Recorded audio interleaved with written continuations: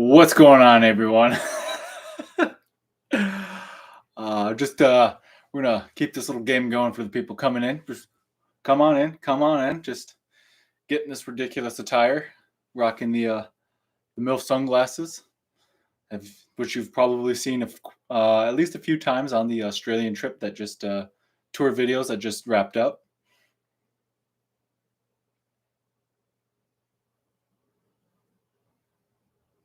I should have just kept it the space the entire time, just a dead face, just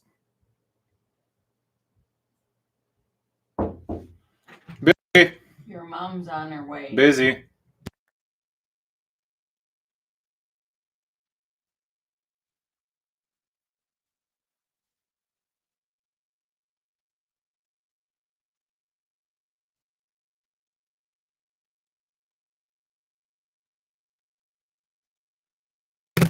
No audio. Uh, I was saying, I can actually see through these, which is kind of nice because they got that polarizing whatever. Oh, by the way, I guess let me know if you. I mean, I guess I should have checked with you guys. You guys can hear me, right? I'm assuming you can see me, you can hear me. You're coming in. We're gonna have a good time. Oh, I want some pizza too, John. I want some pizza real bad. All right, looks like we are. Some saying we're good, some saying we're not. Unless you just okay, we're good because I had it on mute for a little bit, but yeah, because just wanted to. Well, I was thinking about doing something like just popping up and scare a little scare tactic for you, but yeah, just something a little change things up or whatever. But I won't have these on for. I'll just take these off right now, but um, yeah, a little something different. Maybe one day I'll have do a challenge with them because you can see through them because of the polarizing lens or whatever. Like whatever, it's not like I'm just.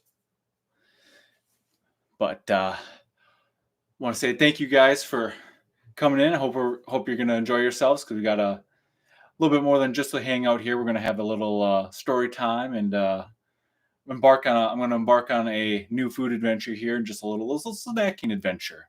Then we're gonna talk about some stuff related to the Australian tour, which really just didn't fit the video. I mean, if you've seen the first of all, what do you guys think? What did you guys think of the Australian tour?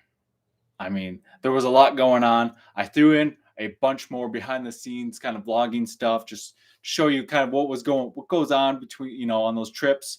And then obviously, I'm sure you were aware there was a troubling illness between one of the traveling members, which eventually did spread to other people as we. Oh man. Actually, yeah. And so let me finish up this thought. I'm just going all over the place, but yeah. So then we're gonna talk about that, and then I got a should be in the title. I got a tier list that I want to do of snacks that happened on the adventures, and then a top five and a bottom five for the food challenges on the trip, and then just little fun facts here and there, and a little story time, whatnot, and then I got a special for those people who stick around. We'll see. I'm not sure exactly the logistics of it, but I got a little treat for you on towards the end, which I'm going to share once we all get towards the end of this live stream. But I'm expecting this. I don't know. I mean, these always drag on for a lot. Not really drag on, but I just get carried up with talking with you guys and chit chatting and kind of get derailed a little bit here and there. So we'll see how long this goes. But just wanted to acknowledge the people who've made it into the live stream here. So, of course, we've got Mr. John Brady. We got Fungi. We've got Nicole Burke. Says, hey, right back at you. Welcome, welcome. Of course, that girl in OKC. Always a pleasure to see you. And then we've got stuff in his pants. Mr. Yeah, we're just gonna Mr. Pants Man. That's what we're gonna call you. What's going on? And then we've got Matthew. Matthew, always a pleasure to see you. I know he's always talking. He's always got something with racing going on. Always seems like right around the corner. There's just enormous amount of fun racing NASCAR adventures. So I'm sure you're just enjoying this weekend as you will with the next weekend with all the racing adventures that are coming your way. And let's see, we have Allison. Welcome. Hello. And then we've got Sergitas, who's got a question, which I'll come back to in just a second. And then Hungry Man with another question. And let's see, Joanne McDonald, welcome. Linda, yes, I know. I just usually go by the name, the Linda. Yes, if I can call you Linda. It's just easier to see the name. That's what I mean. It's also kind of a funny thing because a lot of the time I like to refer to the eaters by, with maybe the exception of Randy. I always tend to have a preference to go between like the whatever person's nickname or eating name, but that's also like aliases is what I'm used to because before I did any food challenges and whatnot, like when I was in rugby, I played 4 years in high school and 5 years in college, and I was basically everyone called me either mini disco in high school or disco in college. It wasn't people. There was a lot of people who actually didn't actually know my name for. I'm on the rugby team for 2 or 3 years, and then like, oh, that's your name. Oh, that's pretty neat. Oh, John, you're ridiculous. John says my name is husband too. I don't. Well, if I'm assuming you're referring to me, but let's see. Allison, glad you enjoyed the Australian tour. Also, just for what it's worth, I do like the setup I have with my camera, which is the one I use for filming food challenges and how I can use it as a webcam. I hope the lighting and everything's good. Because most of the time I do it at night, and then I just try to illuminate with as much light as I can. But I got a window here, one window there, and it's nice and sunny. There is actually, for whoever was asking before, there is little bits of snow, but there's no what was it? Basically no snow angel material. So for those of you who know, make snow angels in the middle of winter for people who request them on Instagram. And right now it's basically everywhere else. There was no snow now, but in our backyard was like, it somehow just like protects it. But so the final bits of that, and then we're finally getting into spring. Mud Angel, I mean, wouldn't be opposed to it. It's just, I mean, that's the thing with the Mud Angels. That's a bit more of a requirement because I probably wouldn't want to mess up any of the yard. I'd have to go find somewhere else, off location, kind of to go do it. Then there's a whole getting down and dirty, which isn't that bad. It's the getting back up and cleaning up after. Snow Angel, you're just cold. Mud Angel, you're probably cold, you're dirty, and whatever. So it's more a whole thing, and it's just whatever. But Craig, thank you for the nice compliment. I appreciate that. I'm glad you enjoy the videos. It's something I always strive for, and honestly, probably as weird as it sounds, spend too much time doing, considering I've got so many.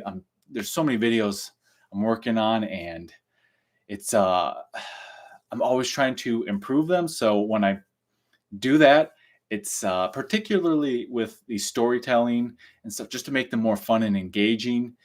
And so I do tend to, I think, spend a little bit more time trying to figure out, I guess, the magical flow of the videos. But I'm glad you appreciate it. So I won't spoil too much. But the next series that's going to be coming up soon is similar in the aspect to some stuff that I was experimenting with in the Australian tour. I'm going to be experimenting with this one. You'll hear a little bit about. Oh, I guess I'll have a post about it eventually, but not to hype it. Actually, I'm going to hype it up because it's literally the most aggressive, most action-packed trip I've ever had as far as food challenges goes. I believe it was only roughly 10 days, and I attempted, I think, 13 or 14 challenges, which is insane. So the first 48 hours, 4 challenges, ridiculous, just straight out of gate. Boom, boom. Next day, boom, boom. Wasn't my only 2 of the day. I did 2 record challenges, and then man, the one, not to hype up. There's one day that, man, there's some highs, some lows, and uh, you're going to be seeing a recurring returning guest. Once you see him, if you've been watching the videos for a while, you'll be like, oh my goodness.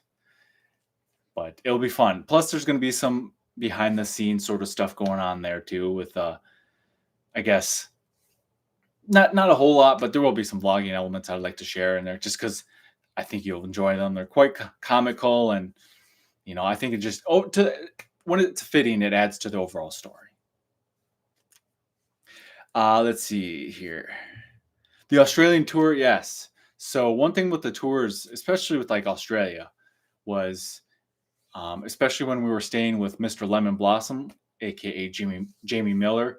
He would take us to different spots just so we could get more walking and just to be more active. But and I mean, even the day to days when we're going from different city to different city, you're walking to the public transportation. If you got to catch two different buses and a train, you're walking to the next one, going here, going there, and yeah, just a lot of walking. Get your steps in, and I mean, also part kind of the reason why we on these trips we don't get gym memberships or anything, because then that's like a whole nother thing you got to plan for, and then it's harder to do that versus overseas versus like in the States. I've done that a couple of times where you just get a blanket on it, Planet Fitness, because there's so many locations you can go there, shower up and whatnot right after if you're going to go from there to the challenge or what have you.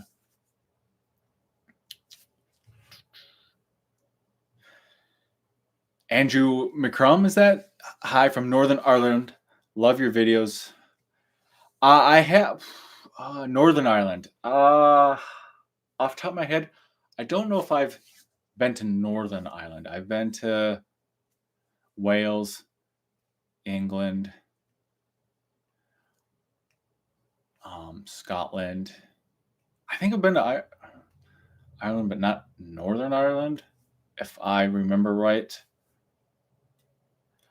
But yeah, I would love to make my way there. I mean, there's a lot of places that I would like to get my way there, but then also places I've already been to I'd love to visit again. It's just more there's a lot of logistics with that, and then between that and working on the videos to catch up. So again, one of the things I'm trying to work on is, while I'm still elevating the videos, making them more fun and engaging, because that's what's going to help me stand apart, figuring out a system, basically what it is, systems to make things just so I'm just churning them out. Because last year, I think I did one video a week where it was, and then I'd sprinkle a few in throughout the week too, like once or twice a month. But now this year I want to do 6 videos at least a month, with the goal of doing 2 videos a week. And I think I've got a lot of the upcoming trip series done, because it was more getting the systems in place, but I'm still tweaking on that. And then once I get things to really where I'm comfortable, we'll start churning them out and be a good time. I think you guys will really like them.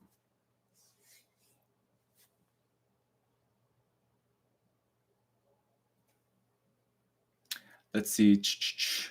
Hungry Man asks, have you thought about making videos like Randy and others with the video voice and not adding voice on later on? I have. It's actually something I'm working on with current food challenges that I take on. It's just, the thing was, it was so, particularly on the trips when I'm already kind of just when I was super focused on the challenges. Because there was a lot of times with the challenges I did do well, but there would be like, I would just get so focused on it. I guess it would be stress. It would be super stressful I thought it was super stressful, and I'm not that, compared even to right now, like now is 100 times better than my how comfortable and confident I was on camera.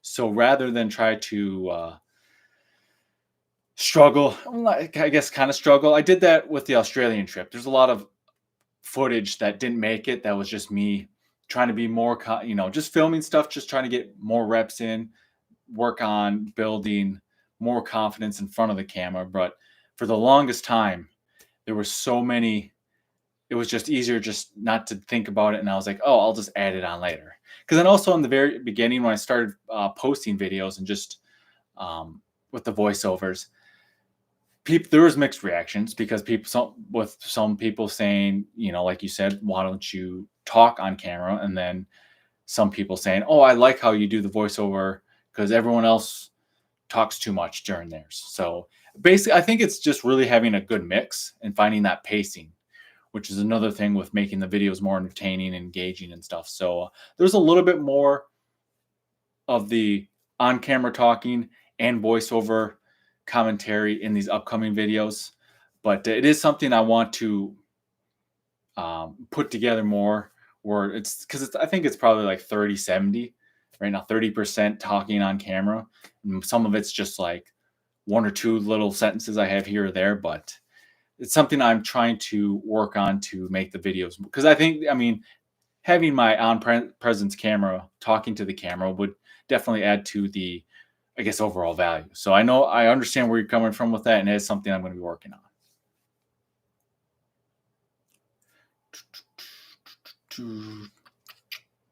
Let's see. Snow in New Brunswick, Canada, but yeah, I would imagine so, because I would imagine that's more north. I mean, it's Canada too, but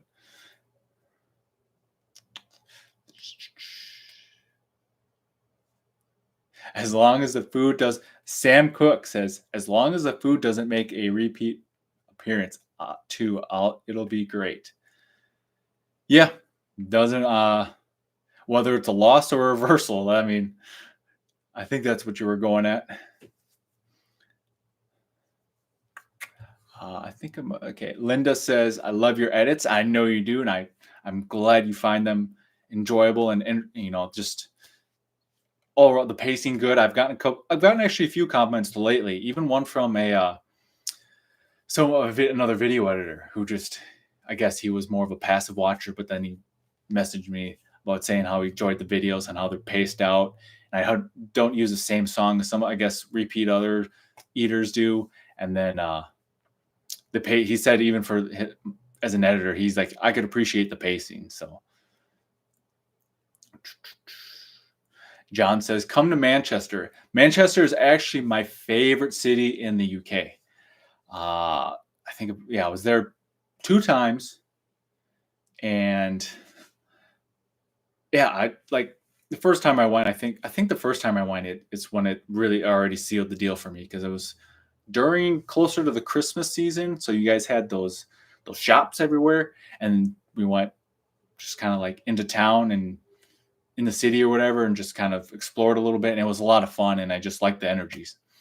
So, but yeah, and because a lot of cities in the UK look the same, and people comment about how they look the same, but I found Manchester just had a different, I don't know what it was. Like, right when we got there, we saw like a big church or something that really caught my eye or something. But then just the ambiance with all the Christmas shops, just there's like a vibe to it that was just like, wow, I feel different here than compared to some of the other cities in the UK. And that's why, for whatever reason, it kind of just stuck with me. But I would like to get back there, and I'm sure there's a slew of challenges that I'd be able to knock out.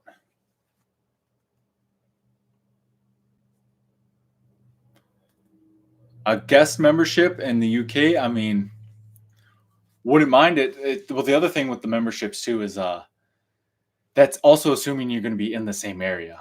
So, like I said, with the Planet Fitness, you get to, it's a chain nationwide. So wherever you go, state to state, you can use you got the same pass. Where it's a lot of the places we looked into originally, it was just like you get one or two one or two gyms and whatnot, and then it's like, then because traveling is more time consuming overseas,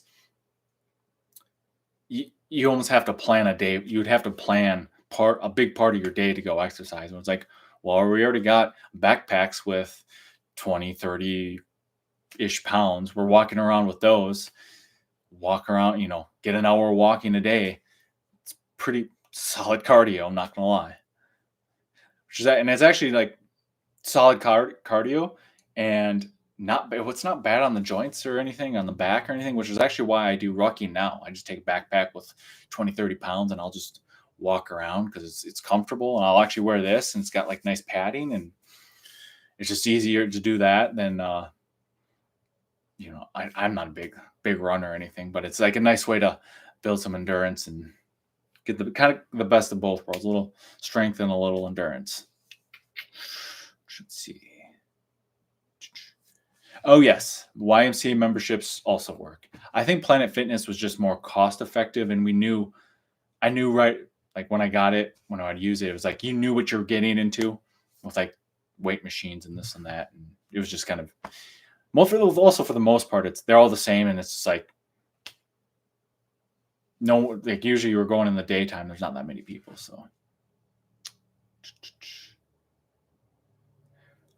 Try not to be too much better than you. We'll see. I mean, granted, because if I do go to work out during a tour or a trip or something, I'm going pretty hard just because I know I'm probably not going to be expecting to go for another day or two. So it's just, you just hit everything hard.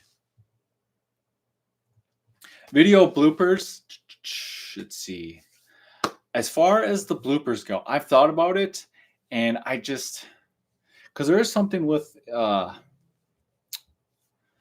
not, I can't, we'll just call it the algorithm, which a lot of people think, oh, it's just like some mystery box. You put stuff in, put stuff out. But the one, I don't know about a lot of bloopers. Two, I don't know if there's a lot, but so for, I guess I'll just use the example of this upcoming series. I don't think there's a lot of bloopers, but there's a lot of like miscellaneous vlog stuff that even didn't fit for some of the stuff I wanted to throw in that extra vlogging for storytelling, whatever stuff. I hope you're catching hope I'm making sense here. But so there are some like behind the scenes stuff, which I'm just going to end up probably putting as extra content for my Buy Me a Coffee page, or known as the Adventurers Guild, which is where basically it's basically the membership. Like if you've heard of Patreon, it'll just be something like that. Because I don't think it's not really gonna go far or anything, and I don't know exactly if that video underperforms, how that's going to underperform other videos. Because I've tried that with I've even done that with some of the live streams, because I've noticed that some of the live streams, I mean, once it's over, it's over. Like this one, I might edit some stuff out just so it cuts to some of the subjects I was talking about, but I lost my train of thought. But just because some of those videos that don't really perform well, from my understanding, might have an effect on future videos. It's like almost like a momentum thing. I'm not 100%, but I know from past experience when I worked on Randy's videos and then just making some observations on my own. So maybe at the end of videos, maybe quick. But the other thing too is with that, and it's kind of like one of those things you have to just deal with and accept. Like I know after I complete a challenge, before I even get to the push-ups, retention just shoots down, and like basically nobody wants to like stick around to watch. Like you guys would probably want to stick around to watch the push-ups after, but there's a lot of people who just dip right out. So I mean, that's not something that. So if I was going to add bloopers at the end of that, I don't know how that would affect the video, because you do want to keep, there's like a viewer satisfaction with the videos. You want to make them engaging as best you can throughout the entire video. So it's just something it's like a balancing act and stuff. So, yeah. So I guess that's my answer.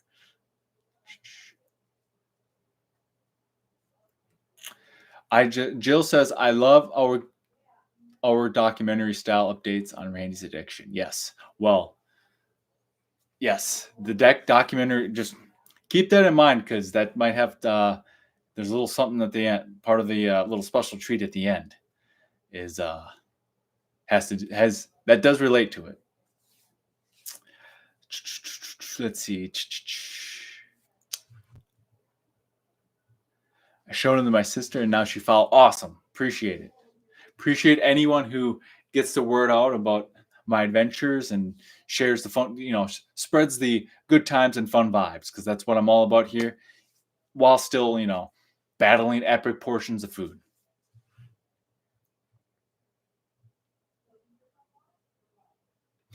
Andrew says, are there any other food eaters who you haven't collabed with that you would love to? Yes. There's quite a list, actually. Let's see. That I haven't yet. So Katina eats kilos. Even though that they did live in Wisconsin for a bit, I've only met her once when she came to Green Bay. And it was just kind of me spectating. So Katina eats kilos. I actually do have a video idea that's doesn't even have to be food related, but it'd be more fitness related. It'd be pretty funny. But Katina eats kilos. Max versus food. I'm gonna miss people, by the way, because I'm on the spot now.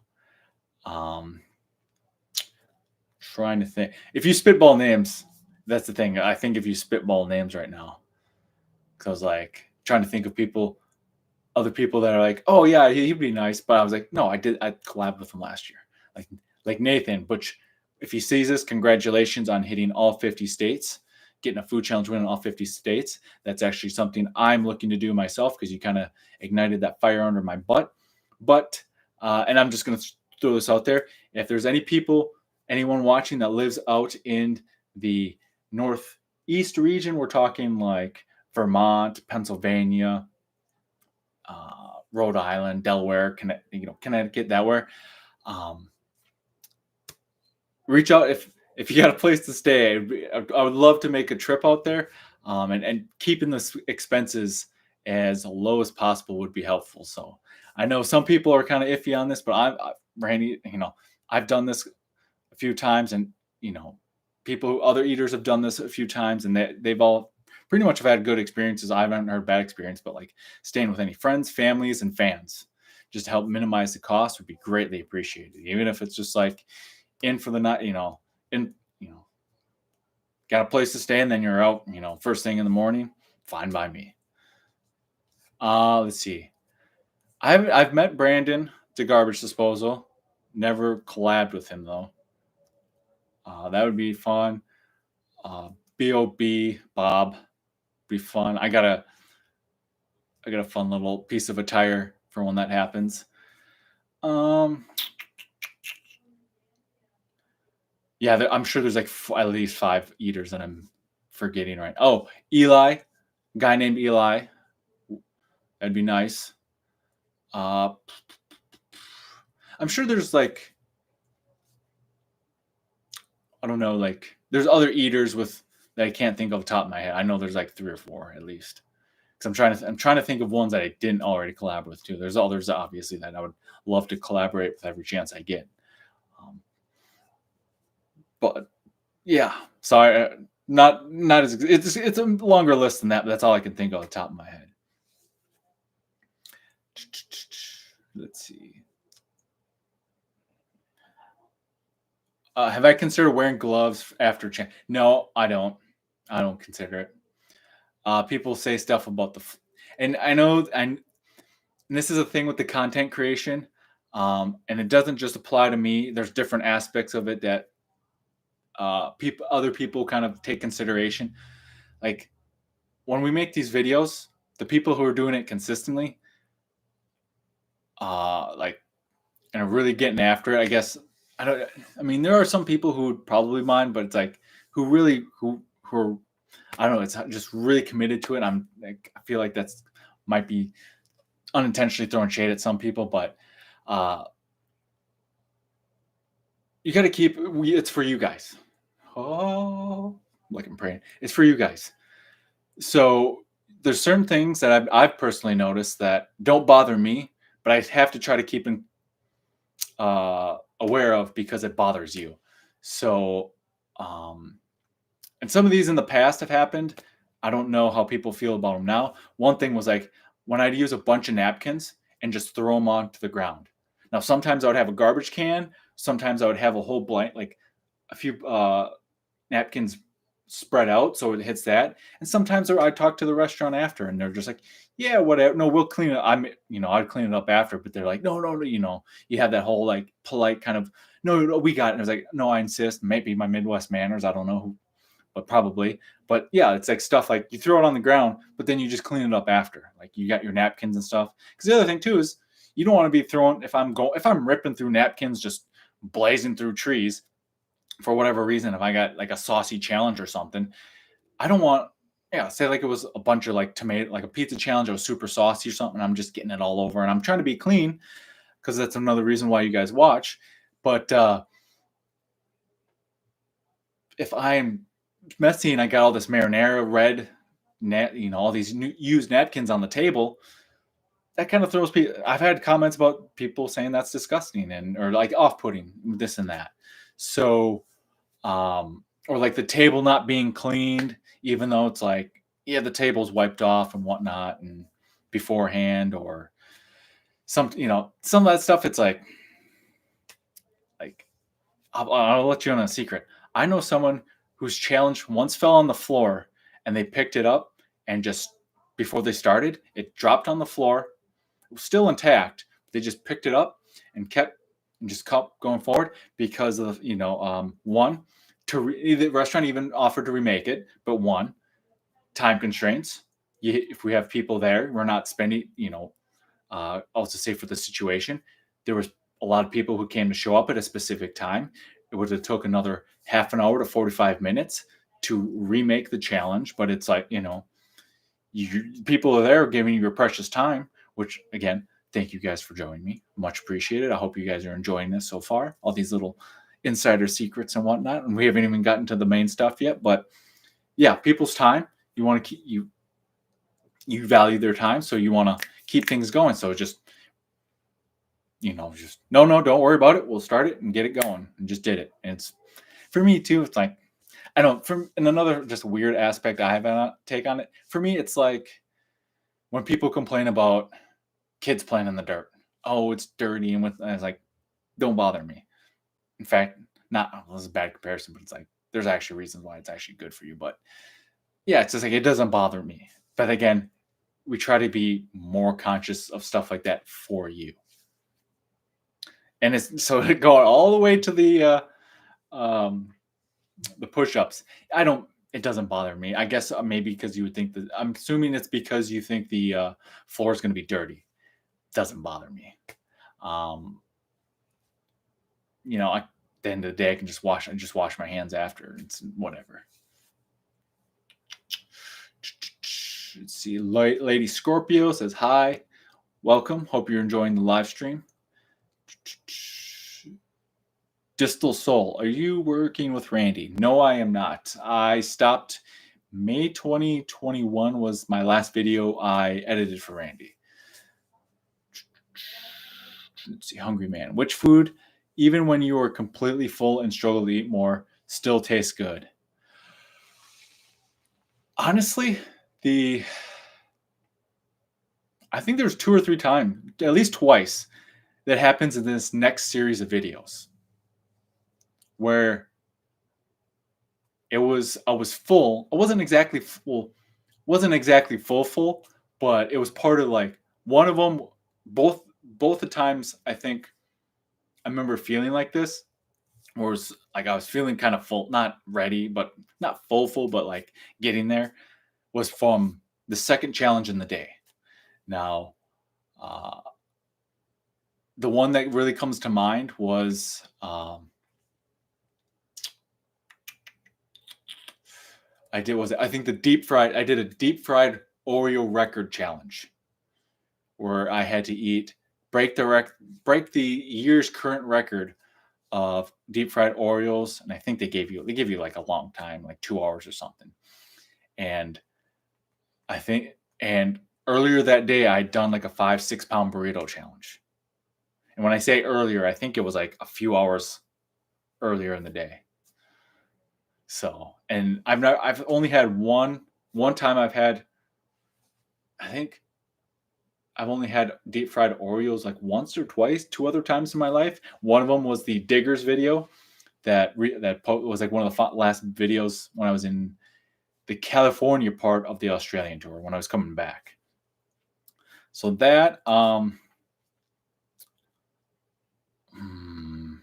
I I don't know if there would be any other foods that it's like off the top of my head, just based on one single food. Like it'd have to be something. It'd have to be a mix, like a balanced meal where I'm moving on to dessert, and then it's like, oh yeah, dessert's feeling great, baby. Now I'm like, I'm or if it like a burgers, fries, and milkshake.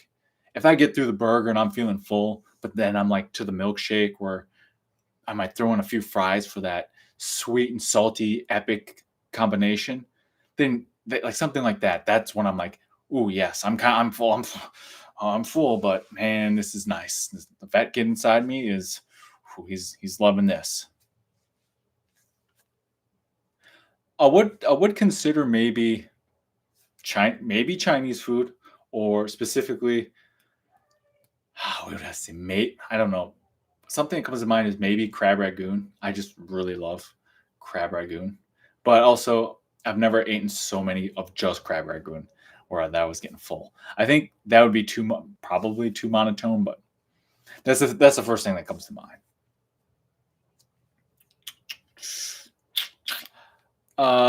Beard, I've already done a collaboration with technically when we did the 2v2 breakfast. Though I wouldn't mind actually collaborating with him again, nor would I mind actually just being. I don't know who he talks to or anything like that, but it would be nice just from a creator standpoint to talk to him, to pick his brain on a few things just with his channel and stuff like that, just to get some insight. Let's see. John, you do a pizza challenge with me? Well, first of all, when I'm doing a pizza challenge, I don't go out to lose, so you're gonna have to pull your weight. So I can carry you a little bit, but we gotta be prepared for whatever challenge we face. Pizza with Jeff? Actually, yeah, Jeff. Yeah, I've only actually met Jeff. I only met Jeff, and I've never done a challenge with him. So yeah, I wouldn't mind doing a challenge with him.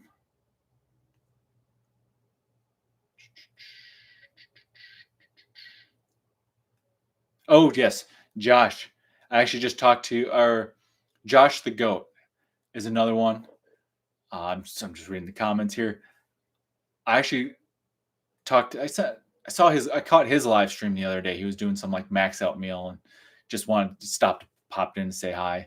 And yeah, he would be. I would, because I think he lives in the Northeast, and I would love to do if he was, you know, up for like that week aggressive pace food challenge tour or something where I can hit, because I've got like 8 states left. Basically 8 states left. I think I got 7 in this like Northeast region, and then Hawaii. And if I could, take 7-10 days to figure out, travel some eaters or something to go around, do a little tour, because I was originally supposed to do one with Freak Eating, but life circumstances change as he's just had a kid. He just had a child, so he's like, yeah, that's gonna be on the back burner. Which is fair enough. Fair enough. Um, let's see here.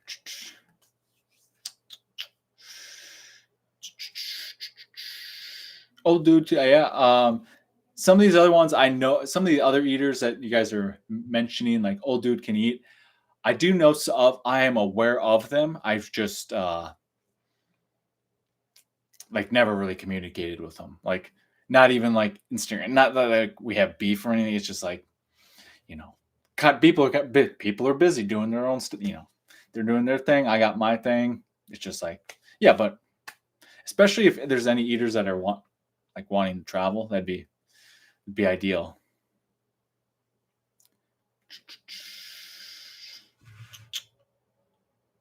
Oh, by the way, I did want to mention this too.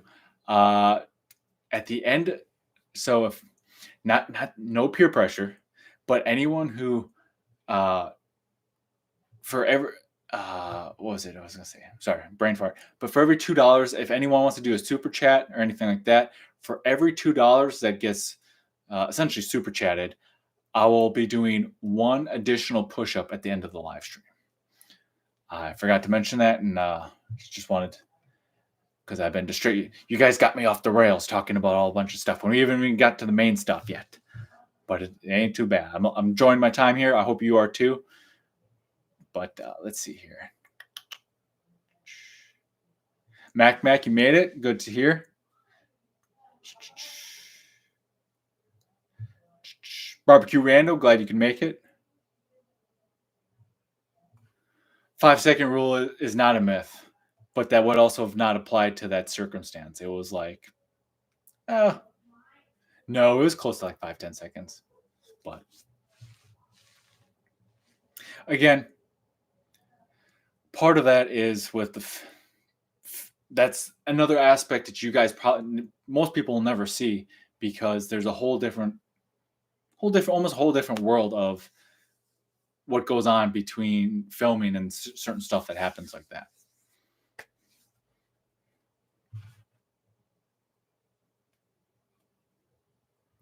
Lindsay's Culinary Conquests. Hey, if I don't know if you follow me on Instagram, Magic Mitch Eats, but if you want to send me a message, I would be very much interested in a collab, especially or just saying hi or whatnot, and then because I've got some family in I don't know what part of Texas you're from, but I'm always open to reaching out to people who I could collab with, particularly outside of eaters. And that goes for anyone that's any of you guys watch any cooking channels or whatnot. If you know anyone that would be, if you just want to let any cooking or baking channels know, I'm trying to look for some collabs, even where I'm from in Green Bay, Wisconsin, just collabs with eaters and fitness people, bakers and stuff where they bake me like, they can make me something ridiculous and then I try to eat it. I'm actually, one of the things I'm trying to work on right now is there's a cookie dough company, but they also do other desserts and whatnot, but I want to do a collaboration with them because they got a very awesome energy, just good vibes. The energy is right there in line with me. And I think it would be so cool if we did like a spicy cookie dough or like a spicy cupcake or like a spicy gauntlet of different desserts or something like that. I think that would be ridiculous, quite unique and just a lot of fun. I mean, not fun until the event happens. I think I'll be pretty hurt, but that's also kind of playing into trying to figure out if I'm actually parts chili head or not, but I haven't figured that out quite yet. But yeah, if you send me a message, because I know I've got some family in Houston area, maybe a few other parts I can't remember off the top of my head, but I'm looking to go down there because I know one of my cousins, I guess it'd be like my uncle-in-law, he has a few restaurants and like nicer, like finer dining restaurants, and I guess he was interested in me coming down to do like a few little promo events and whatnot, and then I could, stay with my cousin and then try to, work a Houston little tour or something like that.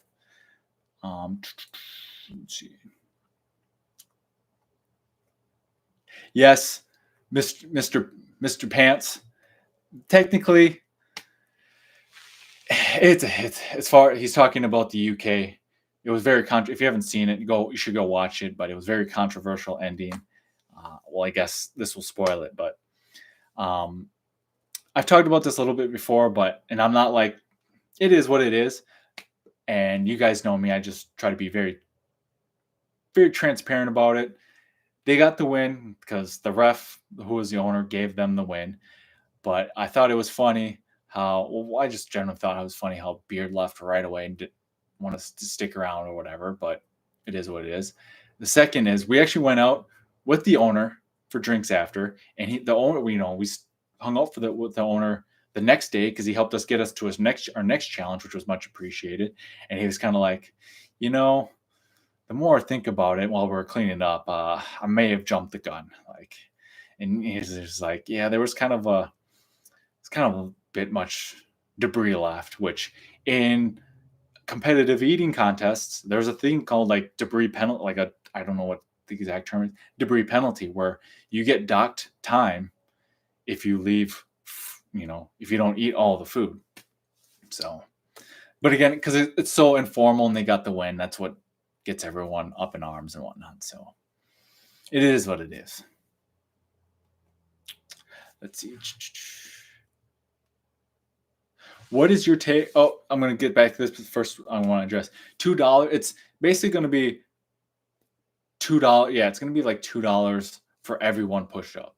So if only one person, and I think I'm going to try to make this a recurring thing for the live streams. It's like $2 would be one push up, but if someone donated like $10, it would be $5. It just depends on how they donate or what amount there is or whatever. Sounds good, Lindsay, about the message. And then what was the restaurant? What is your take on restaurants making impossible challenges? As long as it's known that they're making impossible challenges beforehand to the eaters. Because at that point, you're kind of just getting, I see like a hair here. And it's kind of bothering me. Sorry. If it's more of like a gimmick and it's not like meant to be an actual challenge where it's like, outside of like maybe the top 5 eaters in the world finishing it kind of thing, it's sure, like if you want it as a gimmick, I personally think it's less marketable because you're sending it as a challenge. Because when you're presenting it as a challenge, you're presenting it as though it can be finished. But if you're already like, if we're saying this has got to be like, I would even use some examples like in Vegas. Like there's I don't remember the exact things. If you guys know Heavy D, Las Vegas, he's done some of these challenges and has not fared well. And some of them are just ridiculous. But like it's like, I thought it was like 50 tacos. And if you do it with a team of 4, you get 5 minutes. And it's just stuff like that where it's like crazy, ridiculous, silly stipulations on like that. But like if it's that's what it is for a gimmick, or maybe it's meant to more just to promote for, like say like it was like a massive sub sandwich that you just order for corporate events or something, sure, then you can I guess fine. But I think if you're trying to market it as an actual challenge, it's like just good luck, I guess.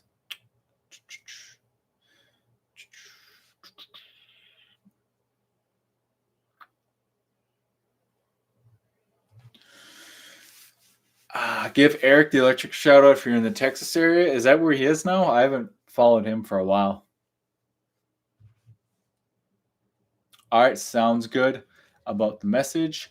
And with that, first, if we're going to do this first thing, I've actually been eyeing it up a little bit. So we're going to do a brand new food adventure. Very off the cuff. I know, very off the cuff, but wanted to something live stream food related. So I'm going to embark on a food adventure first.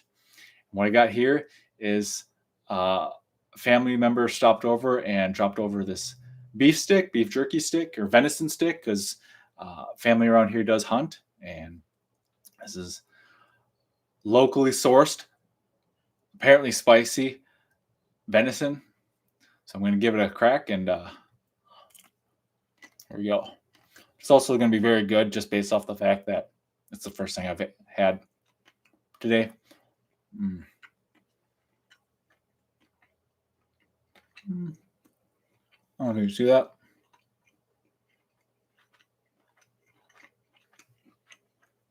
Oh, I feel like it's more okay. Starting to feel the heat. Not bad. Like old, the elderly would be like hot. This isn't bad, but there's a sweetness to it that's also very good.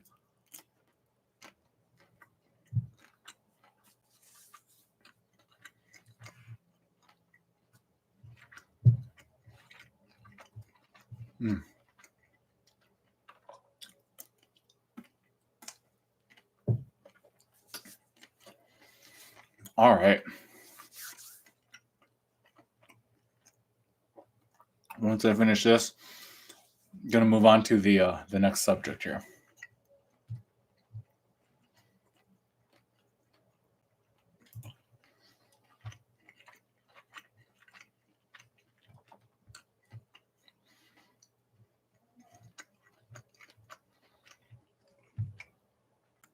Okay.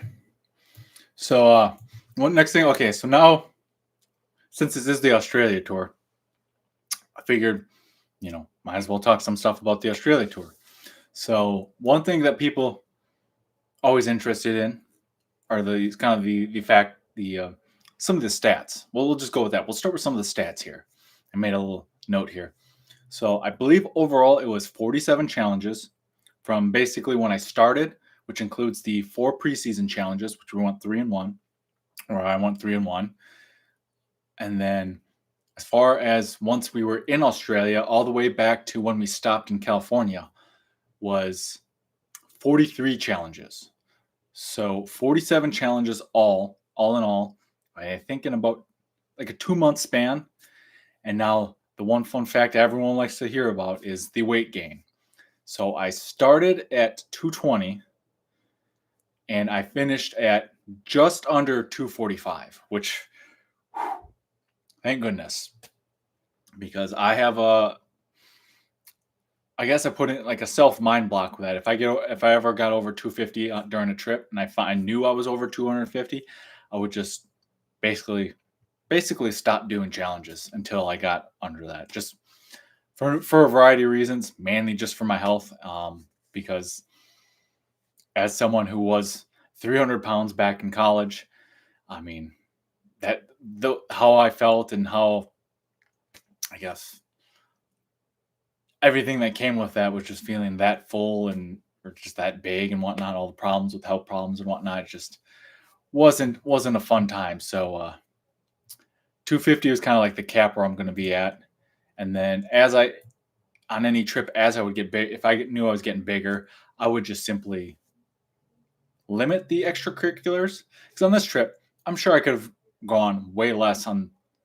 I could have probably put on less weight at the end of the trip. If I wasn't eating these nonsense snacks, which we're going to talk about later. If I wasn't eating random chocolates that were given to us or given to me by fans on the trip, or if it was just like random stuff like desserts after a challenge or what have you. But you try to balance the weight gain with enjoying the trip. So, and let's see. And then two things I did have noted was or three things actually. So, one, for those of you who've seen the mug and chug method, I know a lot of people got a kick out of that. Where if you haven't seen it, you got to see that 10-pound pho challenge. Probably one of the bigger, brainiest challenge kind of tactics I've ever come up with, and I was pretty proud of that. Not only because it was a cheeky, very unique, quirky kind of tactic, but it worked out so good, and I ended up beating Randy's record by a ton. So, and if you haven't seen that, I would suggest you check that out. But the thing with that is, I don't think I've ever used it for another pho challenge.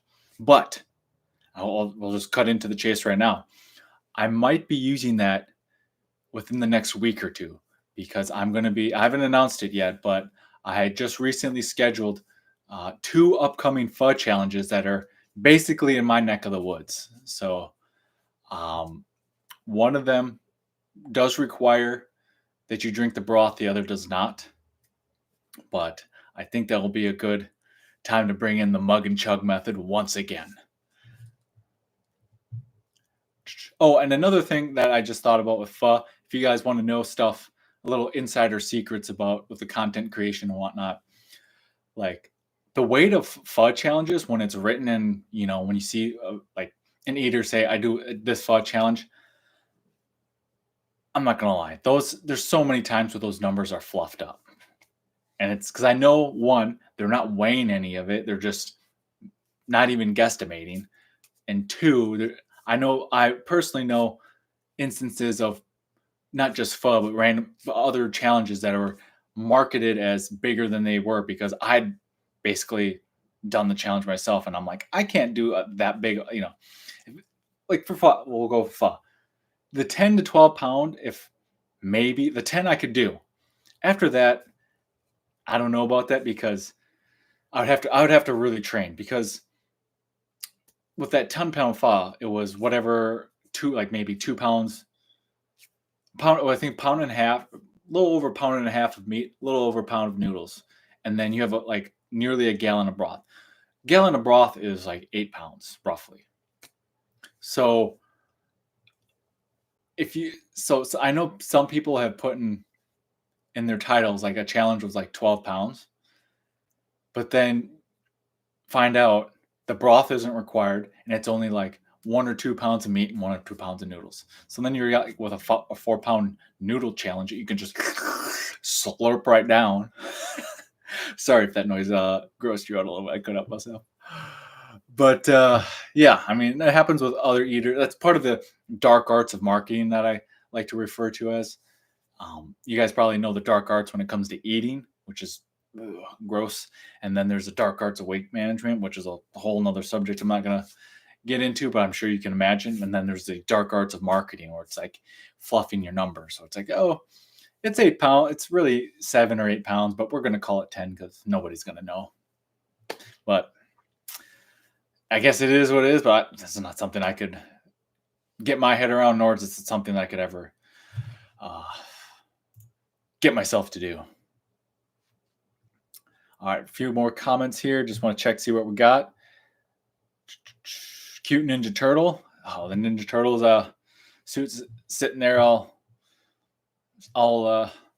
not polished up, but taken care of, ready for the next food adventure. Which also, there's another local challenge that's a pizza challenge that I've been trying to really get set up again because there's a reason why I really want to get it set up, and I don't want to spoil it, but it's one that's really been on my list for not a good. Well, I'll just say I lost, and I want to beat it. So I'm trying to get that one squared away, but the owner's just taking forever. Let's see.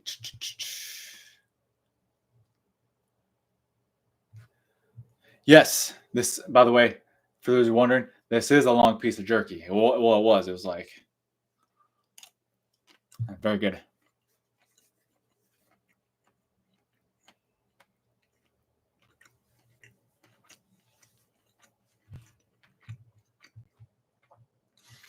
Jay Holla. The 25 pounds was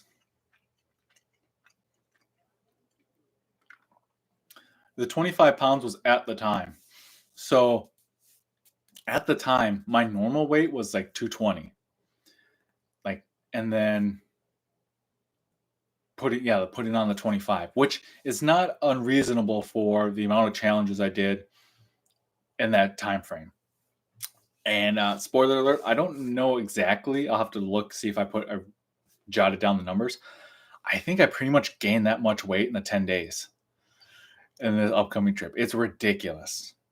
But it's also, I did like 13, 14 challenges in 10 days, which is ridiculous. I did have one off day, but it was a taco eating contest. And I have to look for some footage. I don't have footage of it personally, but there's something that took place during the contest that I got to talk to someone who's got some of that footage. But we'll see it. We'll see. But yeah, I did a taco eating contest on my off day. So it was a pretty aggressive, and I don't think I'll ever do that aggressive again. But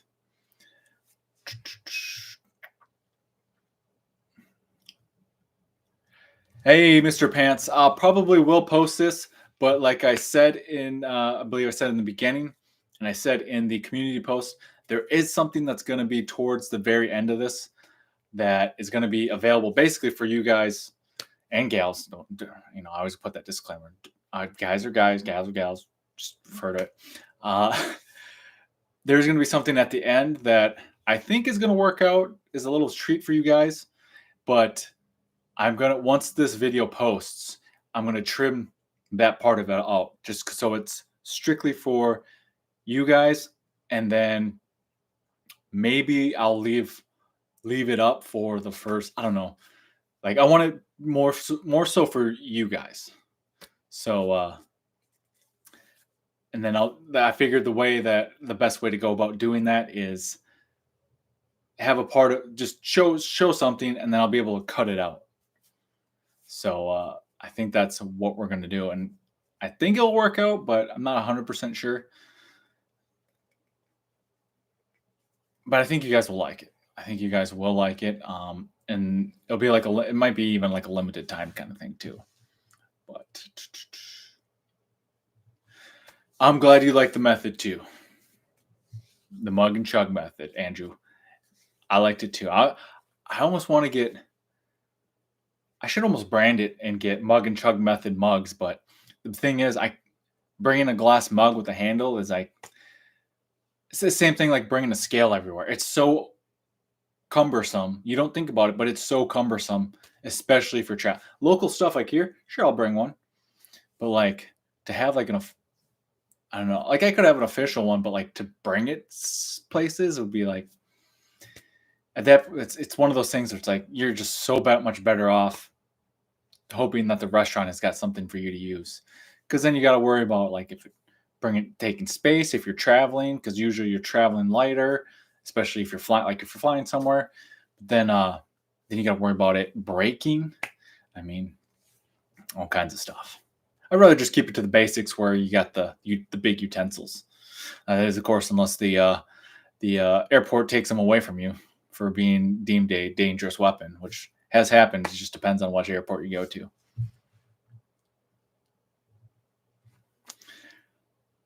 Yes, hanging AZ. Cheers. Live Mitch is in action right now. Actually, not spice isn't burning, but I gotta feel a little bit thirsty, so I got my gallon of water here.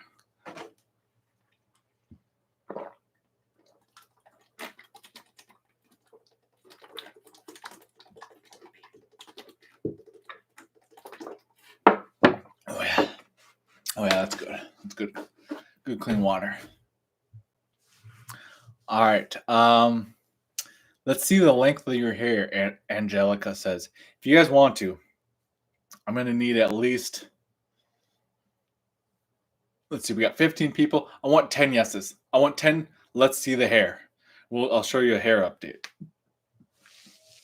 But until then, I'm going to move on to the next subject, which was the one thing, just a comment I wanted to make on is Goku gains. That was something I was not expecting from the trip. I did like it. If you guys don't know, Goku Gains is an Australian eater who, during all of his challenges, not just like me with pizza challenges, but I think all of his challenges, he wears a Goku outfit, which is from Dragon Ball Z. If you know, you know. Which, by the way, rest in peace to what's his name? The creator, Akira Toriyama, who just passed away a few days ago. If you guys don't know what Dragon Ball Z is, I'm not sure who watches it, who doesn't, but it was a very, very popular anime manga. I believe it manga, yeah, because I just watched the anime when I was growing up and stuff, and it's a very influential. He was a very influential for pop culture, like just very pop. I mean, if you just look, just do a little Google search on it, you'll quickly find out. Christoph, I'm glad you can make it from Austria, excuse me. Another reason why I wanted to bump this up a few hours is because I know the last couple of live streams I do at night, people were, well into sleep mode, catching those Z's and getting that beauty sleep. So I wanted to bump this one up a few hours just to see if I could get, make it more available for those people. And so going back to Goku gains. So yeah, he had Goku's. Is it called Ki? I'm blanking on what the actual his attire is, but then he also had the crazy hair that his character is known for, and also like having that wig with all that hair was crazy because I seen him do one challenge, and after he took it off, and he was just sweating buckets. But also, I think it's funny too because actually, you know what? I am going to look up when he took his wig off. He looked like another character from Dragon Ball Z, which is funny because it was just, that's why I thought it was funny because someone commented on it. Now let's see if I can do a screen share here. Yes. So I think you guys can see that. So he took it because he was clean. He wasn't bald, but he was clean shaven, and so he took it off, and he looked exactly like this character. And the funny thing with that is, his wife looks exactly like Krillin's wife the anime. So I thought that was always just like, how coincidence? What are the chances? But yeah, and then one last thing I wanted to talk about as far as little stories, and this one is not so flattering, but it's something, and I'm just gonna let you know I'm not looking for any, I guess sympathy or anything like that, but it's something I've never really talked about, and I think you guys would at least appreciate talking about, and that is one of the things that I've never really talked about. But when it came to this trip, was I actually developed a autoimmune disease on the trip, which was, I mean, obviously it's a big deal, and it's something it's stuck around with me, and yeah, so I don't want to go too much into it, but it's something I did want to talk about. So the condition is called vitiligo, which is for those of you who don't know, it's basically an autoimmune condition. And autoimmune, just to boil it down, is like when your body attacks itself, and then you've got different conditions for whatever body part it attacks. So with vitiligo, it basically attacks a part of your body that makes what is it? Melanin and the melanocytes, I believe it is, where the pigment, it attacks a part of your body that makes the pigment. And I'm always a little hesitant to talk about it or bring this up because it's one of those things that once you know, you can never not know. Or in this case, if you see it, you can't unsee it. So one thing, just to give you a little example, maybe you've already seen it and just haven't realized it. So like if you look closely, you can see it around my eyes a little bit there, and then particularly down there. So you'll see like where it's basically depigmented. Now, right now, it's probably blends in a little bit better because I'm in Wisconsin and I'm pasty white because there's barely any sun. But I don't know if I can. I could show. I don't want to show too much leg, but I was considering if I want to. I might consider this. Let's see if I can show a little leg. I'm going to show a little leg. Warning, but just maybe because maybe this will be a better example. We'll see. I'm not expecting to. This isn't going to be like breaking terms of service or anything, but we'll see. We'll see how this goes. See if I can show it. Like you can see like right there, the lighter skin. You can see those patches like right there. That's the vitiligo, and it's something that's it's one of those things. It's thankfully it has. I've been proactive past couple of years as far as, or I've been proactive lately, so it's kind of minimized the damage. But it's something that I'll probably live with the rest of my life. And I don't know the exact effects of with losing the skin color or whatnot, what long-term effects it's going to have. But what was I going to say? Yeah, it's something. I mean, again, someone who tries to keep a healthier lifestyle when he's not doing the challenges. It was just something, I paid attention to. So I try to focus even more so on my efforts, just so to minimize, I guess, the spread of that. Because so I got the face, and then I've got that, and then it's like other like you'll see like every once in a while like a new spot will form or something. So, and I'm not gonna lie, it like for a long time it destroyed my confidence. Again, another thing that was playing into the on camera presence because it was what was it? It was kind of it kind of sucked when I would basically it sucked because then I could tell people like especially when I would get tan and it would be more prevalent and you could see more people easily react to it much easier. So like you would see people see it and then they would even do like this. They would kind of like, oh, do I have it now or anything like that?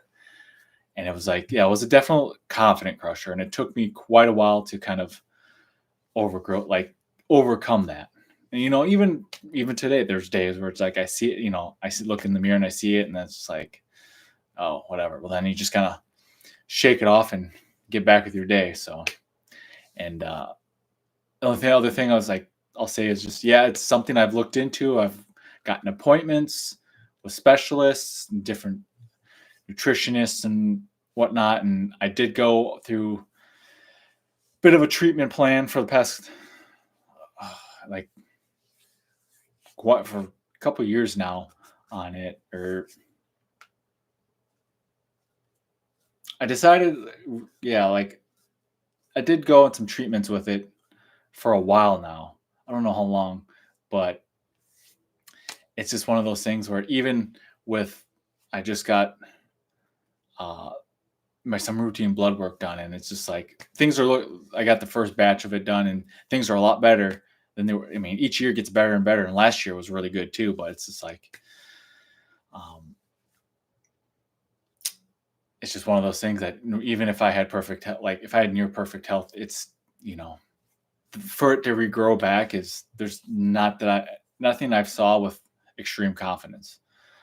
So, but it is what it is. Oh, fun fact about it. Michael Jackson actually had this condition. Some people think he just went off the wall and wanted to be white just to be white, when in fact, he had vitiligo. And the reason why he got that bleaching treatment, which is actually one of the standard options for care, just because like a lot of people have, especially if you have like darker skin where it's really blotchy and more prevalent. For him, because he was an entertainer and he had a very aggressive version of it, and it was like showing up all of his chest and whatnot, he just decided to go get it bleached. So it was all the same color skin tone. That's why it was so white, because it was the same color as lack of pigment.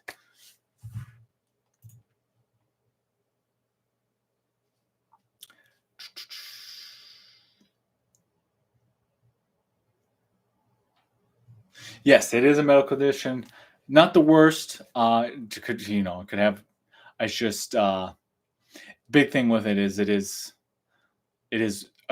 for the longest time it was a confidence killer, and it's something that I've just accepted. But also, I do keep an eye out for studies on different treatments. So, like one treatment that or studies that talked about that possible to either stop or possibly there's small chances of reversal, but I haven't seen anything that's consistent, which is like vitamin B12, and then there's like a supplement, ginkgo biloba, which I take that anyways, just because I was a blood for. I think it was a. It's supposed to help with vitiligo, but then I found out later it can help with blood flow to the brain. I think that's what it was, and so I just started taking it as a daily thing, just for that. But then once I saw some of the studies on how it halts progression and whatnot, and I was just like, I'm sold on it. Uh, all right, some people got. Well, I think we want to see like 2 or 3, but we're gonna do it anyways. Because why not? Because you're only gonna see it for. You're only gonna see it. Spoiler alert! You're only gonna see it this long I don't know how many videos. Oof.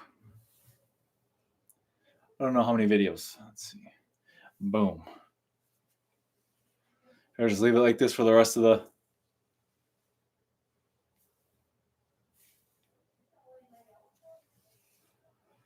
So I did just get it cut. I think it was like a couple inches, like down here. But this is the hair that I'm rocking right now. Oh. FYI, I will not have it by the end of the year. I'll be doing, once I do a few more challenges, I'm going to do a grand finale for it. And I hope you guys will participate in that grand finale when it happens, and you'll show up to when it happens. But it's going to be I think it's going to be quite a spectacle. And then all for a good cause. I do not usually wear my hair down, very rarely. I keep it in a man bun just because I'm like right now, I got like these hairs. I'm dealing with these hairs. They're just like, it's actually why if I wasn't doing the hair thing, I would just do this. Just like, so it's out of the way. Keep it down like that, I guess. Like, got these nice skier vibes. Going to the Alps.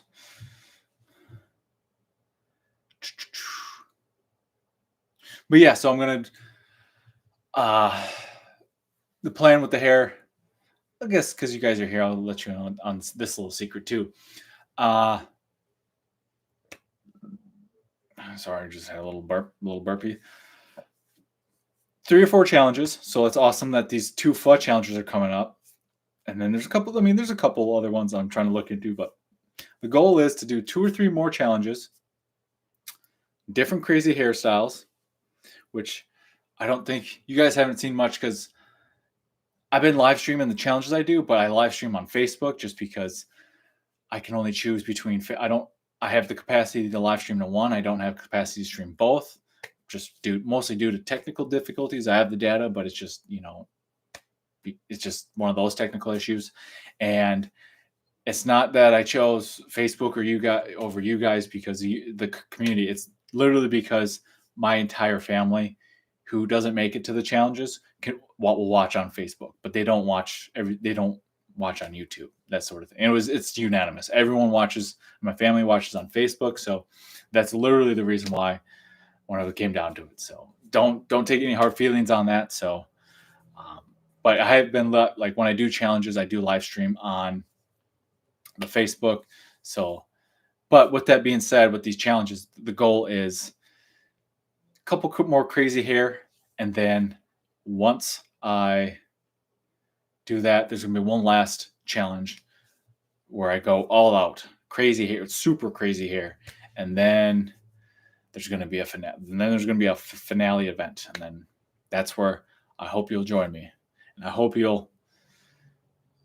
if you help me get to this certain milestone, I'll be for it. But if you don't, I mean, part of me is also gonna be like, fine, that's totally fair. And when it happens, when I announce it, you'll know. Also, I'm gonna have another piece of this because it is staring me, and I'm so hungry. But now we're gonna go move on to some more fun stuff, just to have, just because I know people tend to ask these every once in a while. Also, let me know what you think of this live stream so far. Just a general vibe of it. The pace, the pace and whatnot, is it good? Do I need to move things along?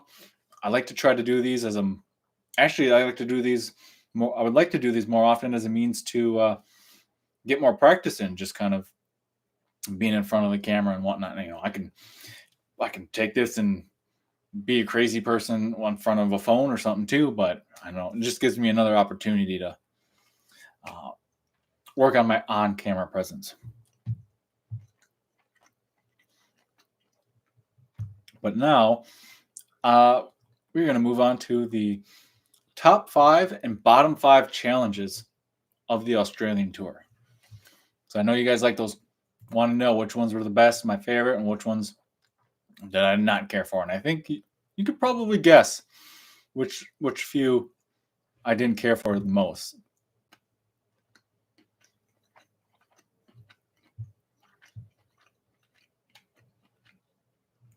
And I also appreciate the words of support, kind words about the vitiligo and whatnot. But and I appreciate it.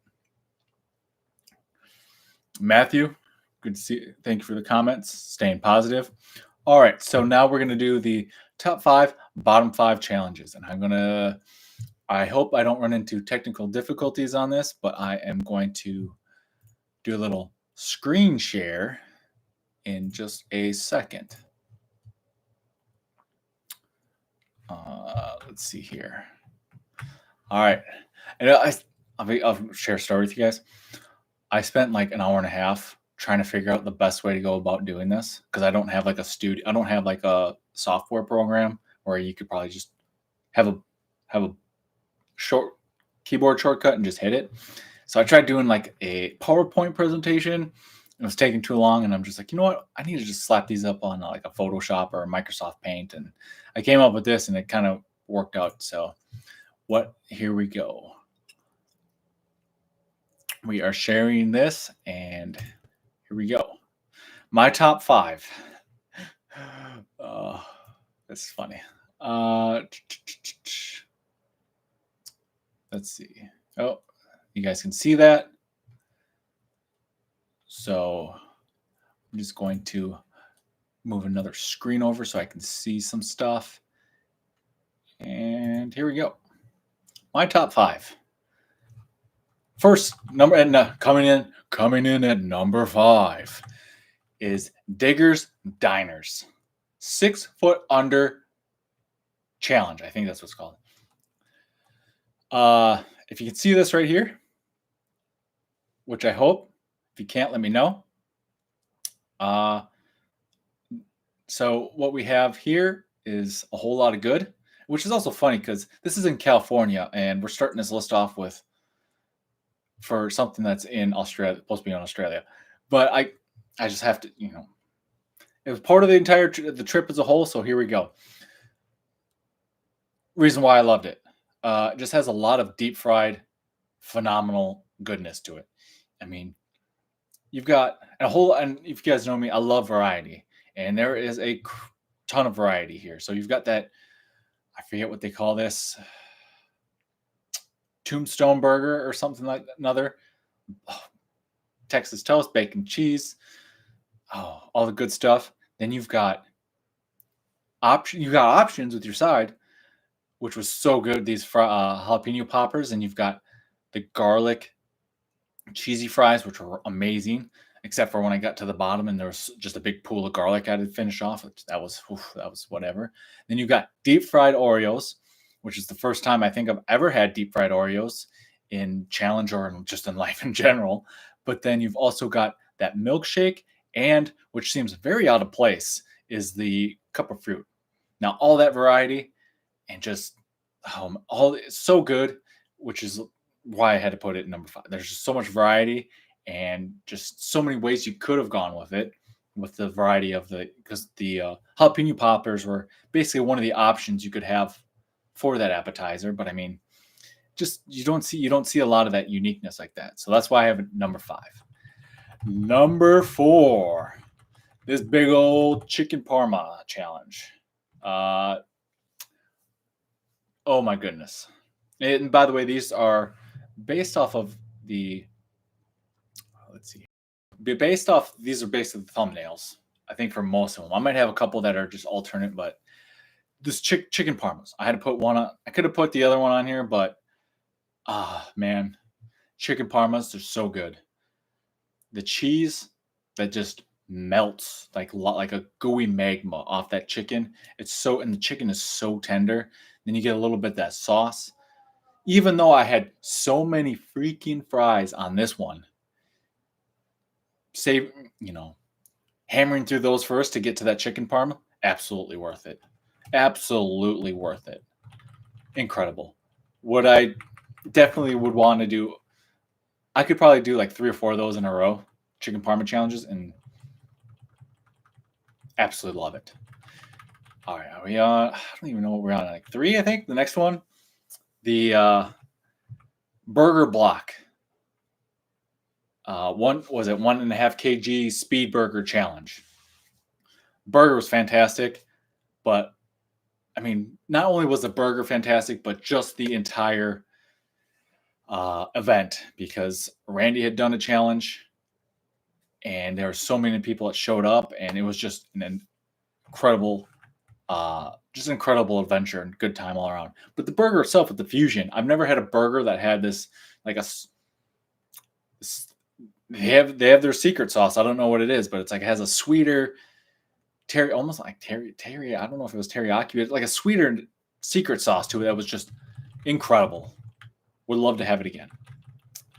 Then I think this is, let's see, I'm gonna skip ahead here. Okay, yes, 2 is this ribs challenge. 1, because the ribs are awesome. 2, the event was amazing. But 3, it was just like just incredible. I just like I just really had a good time doing it. I mean, good people. It was a fun time because there was a leaderboard, and just that was I think my first, might have been my first just either having ribs with the challenge, or just as a ribs challenge or barbecue or whatever. But it was just, I don't know, it's stuck with me. I just really enjoyed my time. And also those push-ups were ridiculous. If you've seen the video, the lady, I think she did the best job as far as sitting on my back for push-ups, because most people sit on the lower back. If I'm remembering right, I think she was the only one that kind of sat a little bit higher up. That helped me. Actually, she made me look good. First and foremost, most people, it's one thing to do the challenges, and then you have your push-ups after. It's a whole other thing. But my favorite one right here, by far, this being heckled by a former top professional eater from Australia while doing my challenge. It was so ridiculous. If you haven't seen this challenge video, highly I have an Australian playlist tour. You can check that out. Highly suggest this one. It's so ridiculous. First of all, he nicknamed me Crocodile Mitch, which next time I go back to Australia, I think I'm just gonna have to be called Crocodile Mitch. I'll just be like, "What's going on? This is Crocodile Mitch here, bringing you another food adventure video," or something. I don't know.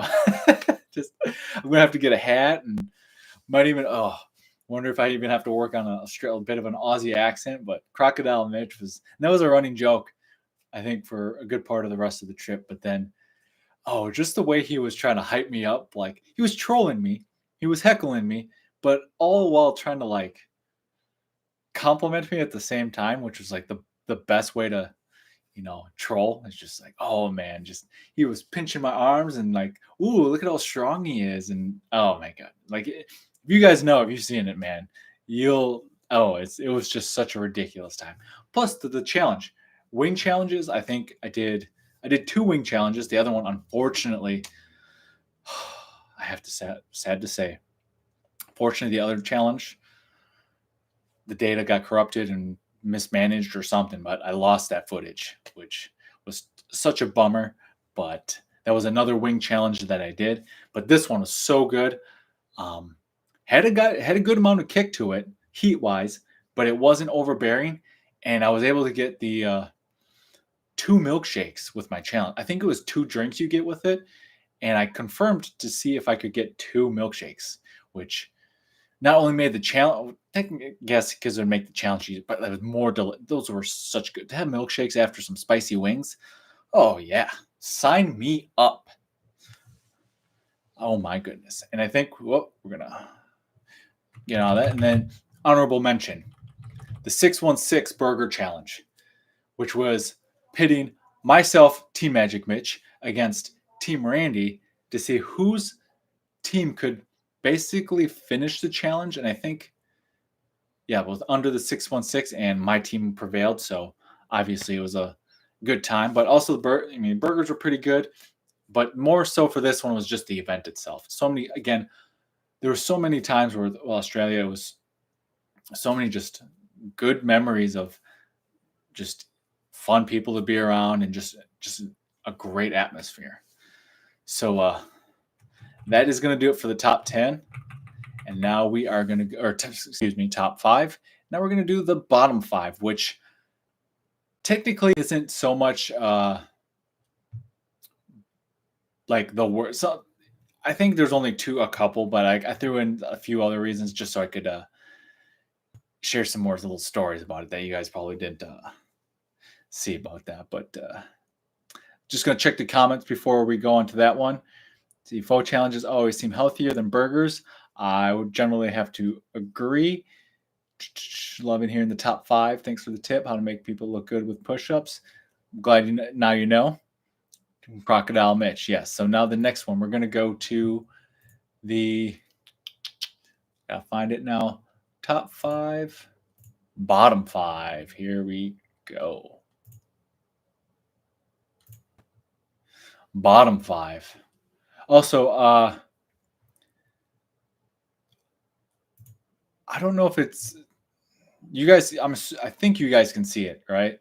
It's just showing the screen share is just showing that entire screen. There's no like, is there? I don't think there's like a little window of me under it that was like totally blocking the. Well, I guess it doesn't matter because I can just block. I can just bring up the. It's kind of funny looking at my phone, these thumbnails. Okay, so bottom 5. So this one is actually love the challenge. Everything, tasted good, whatnot. The reason why this one's in my number 5 is not for the challenge itself, but for me.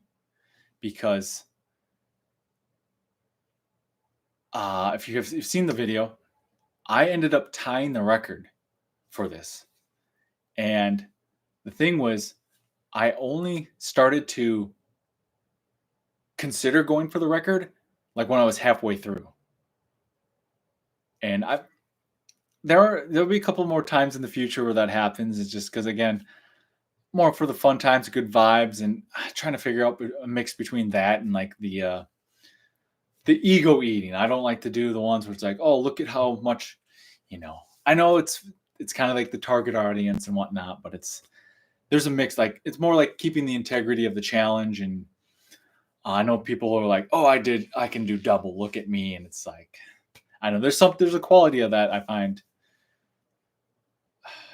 I don't know. I guess prefer to stay humble and hungry. We'll put it like that. But number 5, this one, because I know I could have got the record had I gone straight out of the get-go for the challenge, for the record. Number 4, this one you can make a case for number 1, and I'll tell you why. Not because of the schnitzel. Tasted fantastic, by the way. I didn't burn my mouth or anything. I didn't really burn I remember it being hot, but I don't remember really scorching my mouth or anything. And if I did, it was quickly forgotten after, because the reason why this is number 4 is if you've seen this video, there were some rowdy rugby girls there watching and just being all kinds of ridiculous, making a ruckus and whatnot, but they didn't bother us too much when it was game time for the challenge. But and you saw that I did push-ups in front of them after. But the reason why this is on the list is because there was some point during that trip where or during that night, one of the rugby chicks just out of the blue, literally did not provoke her or anything. She was minding her own business, came around to a group of friends that was near me, and then eventually just came to me and hit me in the nuts. Yeah. My bits and pieces, just smacked them. Oh my gosh. Totally flagrant, uncalled for. Oh my gosh. It was, I don't know. It's like, what can you do? I'm not walking in there thinking, I'm a rugby guy too. I know things can get rowdy and whatnot. And you know what? I guarantee if you ask my rugby guys, they'd be like, "You knew there were rugby chicks. You should have, you should have had them covered." But it's like, man, yes, they were a little bit tipsy, but it was, oh man, it was, yeah. So number four. This is number four, and like I said, could easily make a case for number one, but we're moving on. Yep. I think you could. If you've seen this one, you definitely know why this one is on the list for number three. Again, you can make a case for this one for being number one as well. Basically, if the worst choking incident during a food challenge I've ever had. This was like a full-on choking hazard incident where I needed assistance. Like I've had a steak challenge where I almost needed assistance, but at the last minute it worked itself out. This one, not even. And the thing with this one, it happened within like a couple minutes, which was ridiculous. Like I never expected it, and it's not one thing. Again, I'm not like one that. Well, I try to have a good pace while I eat. It's nothing like where I'm going too crazy as far as trying to just hammer down stuff. Just like, because I'm aware of some of my limitations, and one of them is actually that, based off of funny stories, I went to, was it my dentist last year, and I found out when I had some, I was getting X-rays and whatnot. He said, "Yeah, your throat is actually, like throat muscles and stuff is a lot more narrow." So, which is actually not good for, not exactly the physical quality you want for competitive eating, food challenges, or what have you. But and that's another reason why uh, some people had made comments. So, but like when I lift my head up when I eat, because it helps.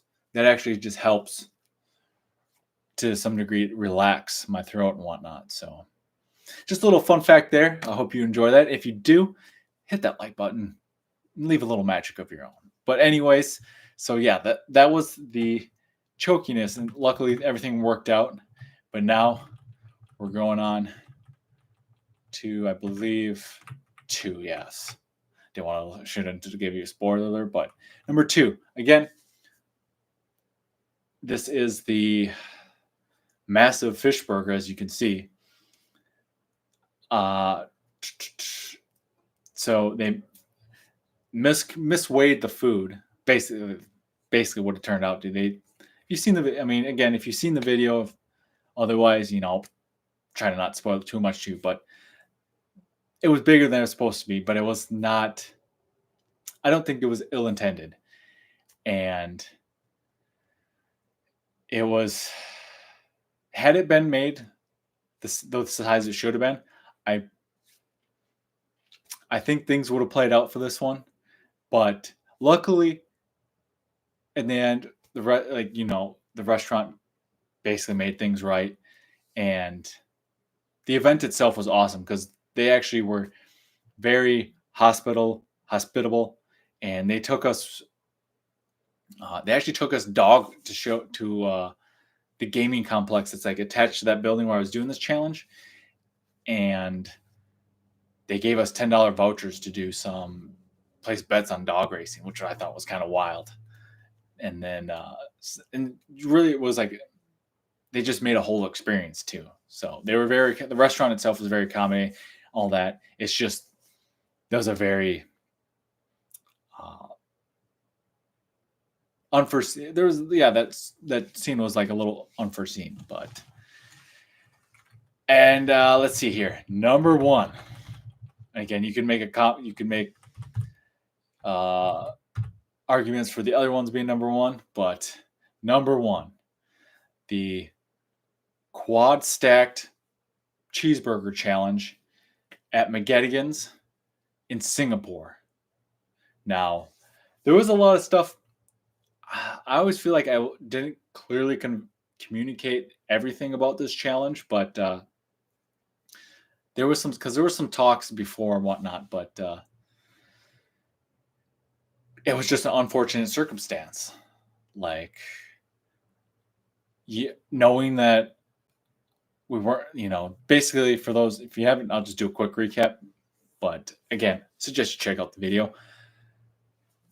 My challenge was made at the same time as Randy's, but for some reason, and I still don't, because considering everyone involved, I don't know how this got relayed this way. They thought we were going to do it at the same time, even though we talked about I would go after Randy after he was done with his challenge, because that's normally what we did.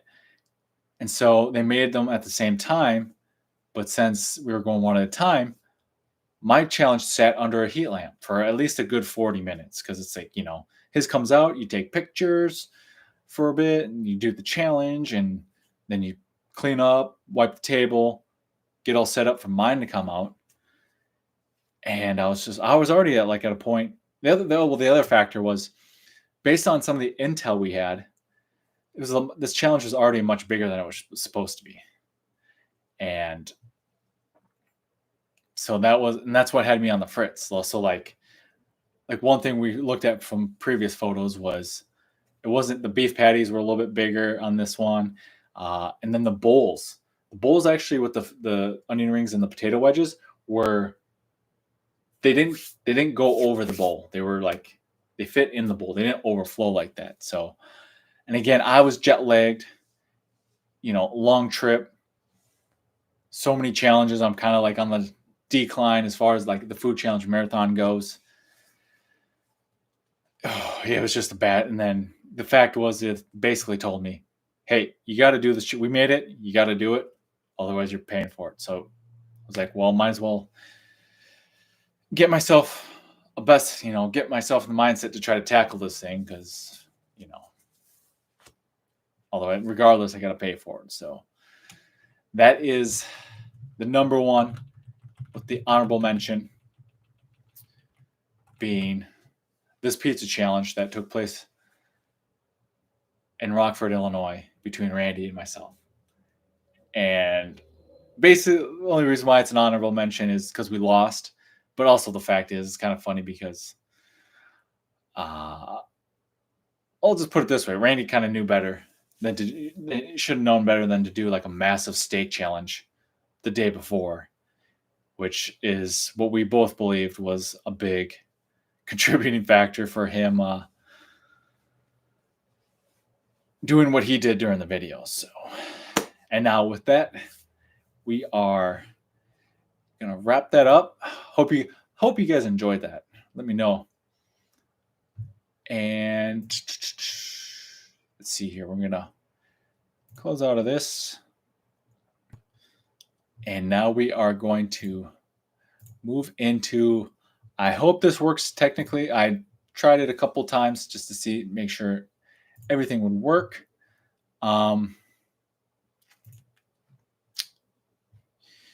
You know what? I never thought about it. I could do this right now. All right. So now I hope this works.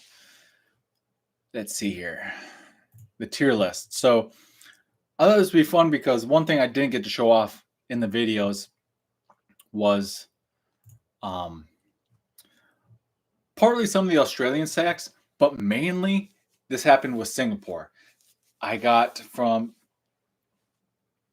a fellow foodie influencer and fan had gotten me a ton of different little snacks of Singapore, or I think a bunch of I don't know, I wouldn't say like Asian snacks, but it's like kind of is, but it's stuff that they get in Singapore. Like you'll see it, but it's just, you'll know what I mean. But it was just a bunch of different stuff I didn't try, so I wanted to give you. When I tried them, I kind of had this thought in my head, and some of the stuff is also a few of the Australian classic staples. So just we're gonna do the list here right now. Get this tier set up, and let's see.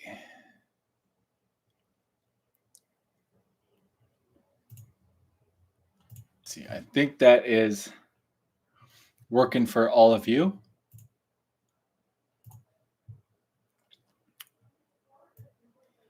So this is the tier list. I'm sure there's a couple off to the side here. I think you guys can see my. Let's see.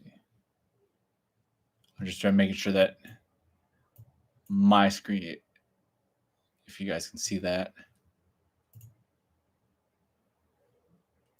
Tier me. Okay, well, you're sharing that.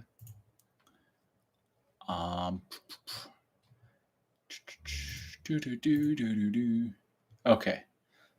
So you guys can see this. You can see me moving the stuff around, I think. Might have to resize something just a little bit.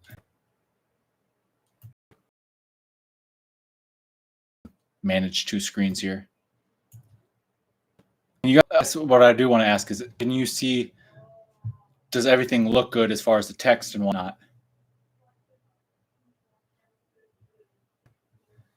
DH, yes. Magic Mitch is on a live stream. Yes, there is Vegemite. And so, yes, let me know. Put a comment if you can kind of see some of the stuff and it looks like it's at least visual. I don't know what the quality of the actual image is, but hopefully you can see this. Let me know. Okay, text. Does it get better? Shrink it like that.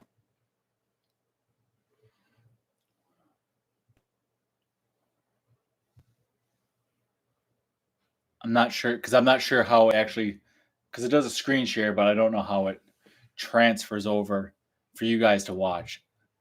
If it's readable, otherwise I'll just plow through. So okay, well, I'll see what you guys have to say, but I'll keep going here because gotta kind of plow through this. So we have up top, the blue is sensational. Snack was, or whatever it is, awesome. Would be happy to have it every time. Blew me away. Then below that in the green, we have great stuff. Pretty solid. Didn't hate it. Was better at first. Well, hopefully that is. Let's see. Maybe if I move this to the side here.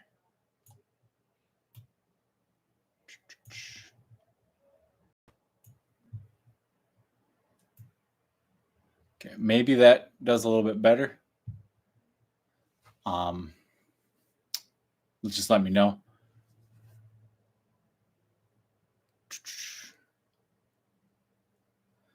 Oh, DH, that's cool about the challenges. Okay, so we have great stuff in green. Yellow's not bad, which is what I have for mindless snacking. So like if you're just kind of like in one of those moods where you're just gonna put some, you're not upset about having the food, but it's kind of like you weren't. It's like it's there. It's there. Not bad. Okay, better, a little bit better than okay, not bad. Then we got the brown, which is meh. It was worth trying, but it's not something I'm really looking forward to having again. Or like it's not something where I'm like, I want a snack. I'm really considering it.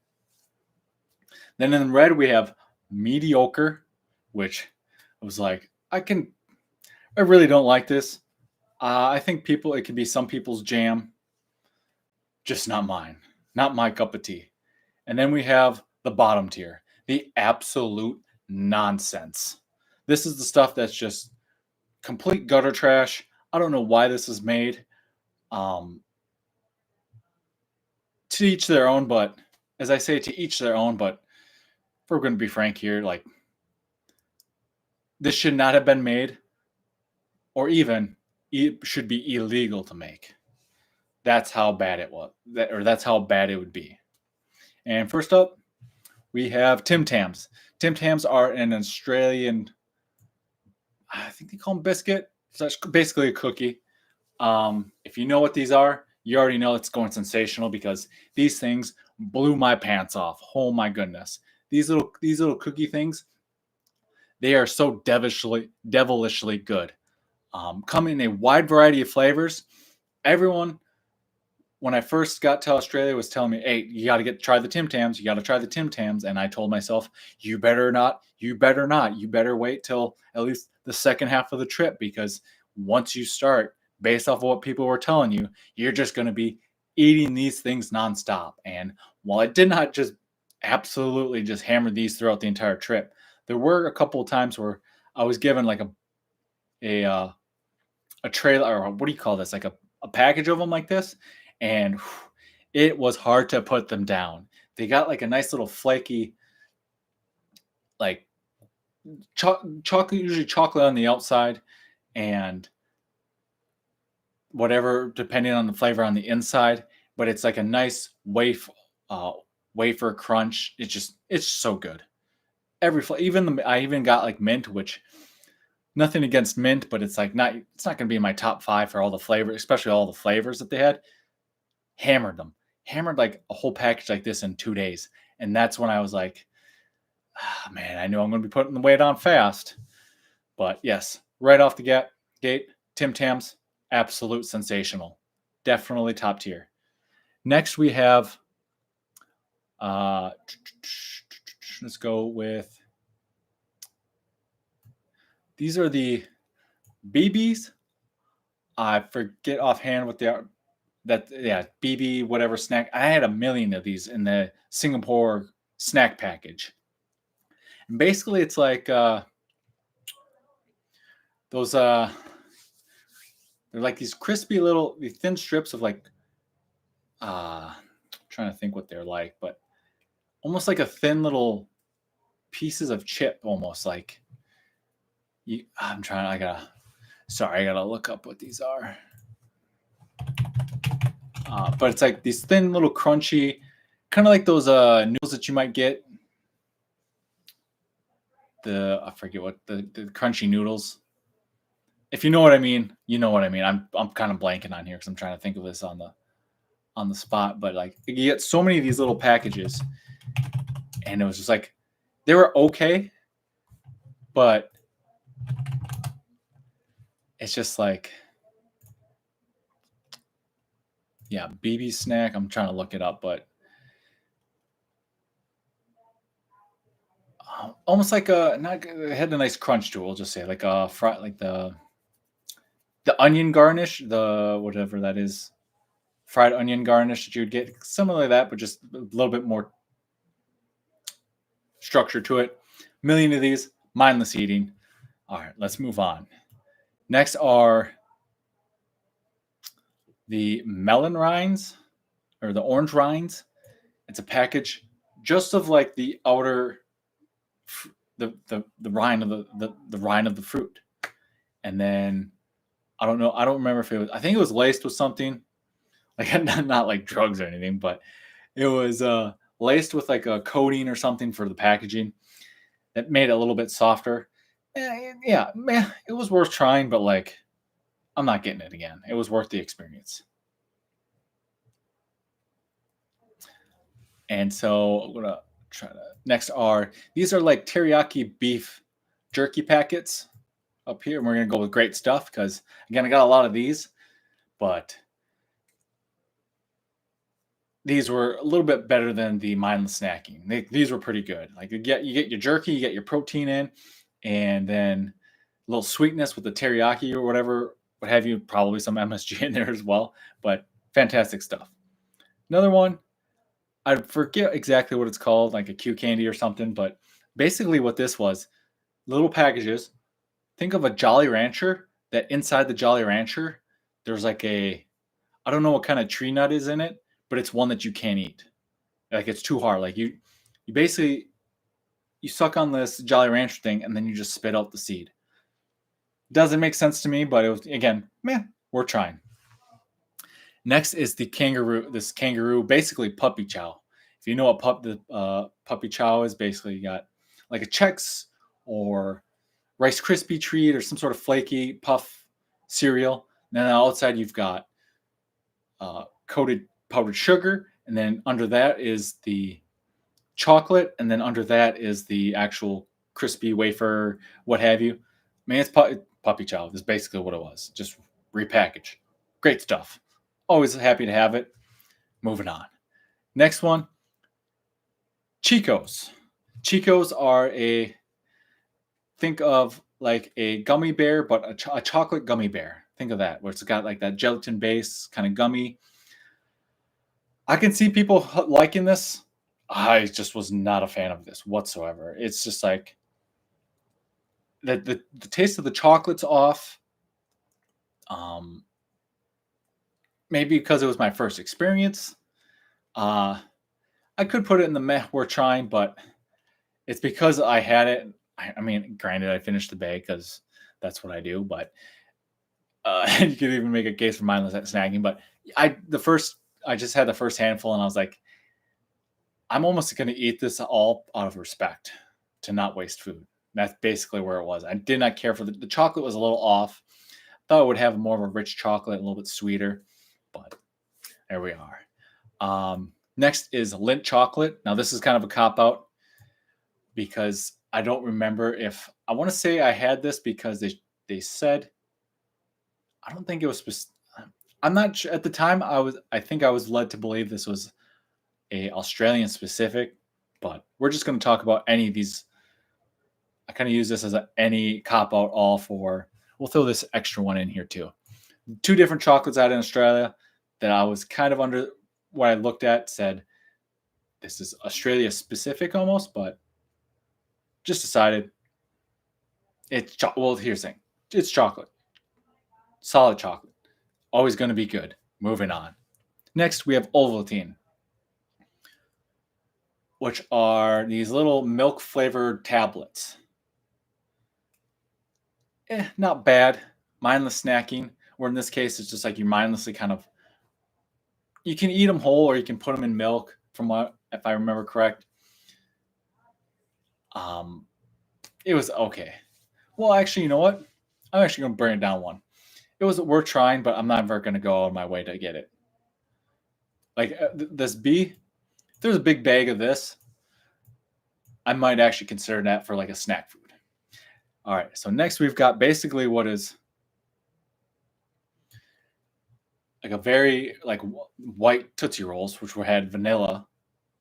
Again, not bad. Would prefer the chocolate Tootsie Rolls, but you know if they're there, I'm not gonna be upset with snacking. Oh, and coming back to the chocolate, we're gonna put the iconic chocolates, Freddo and was it caramel koala? I think it is, or whatever. What is it? Carmelo koala or whatever. I forget what the actual his name, but Freddo. Those are two iconic Australian chocolates.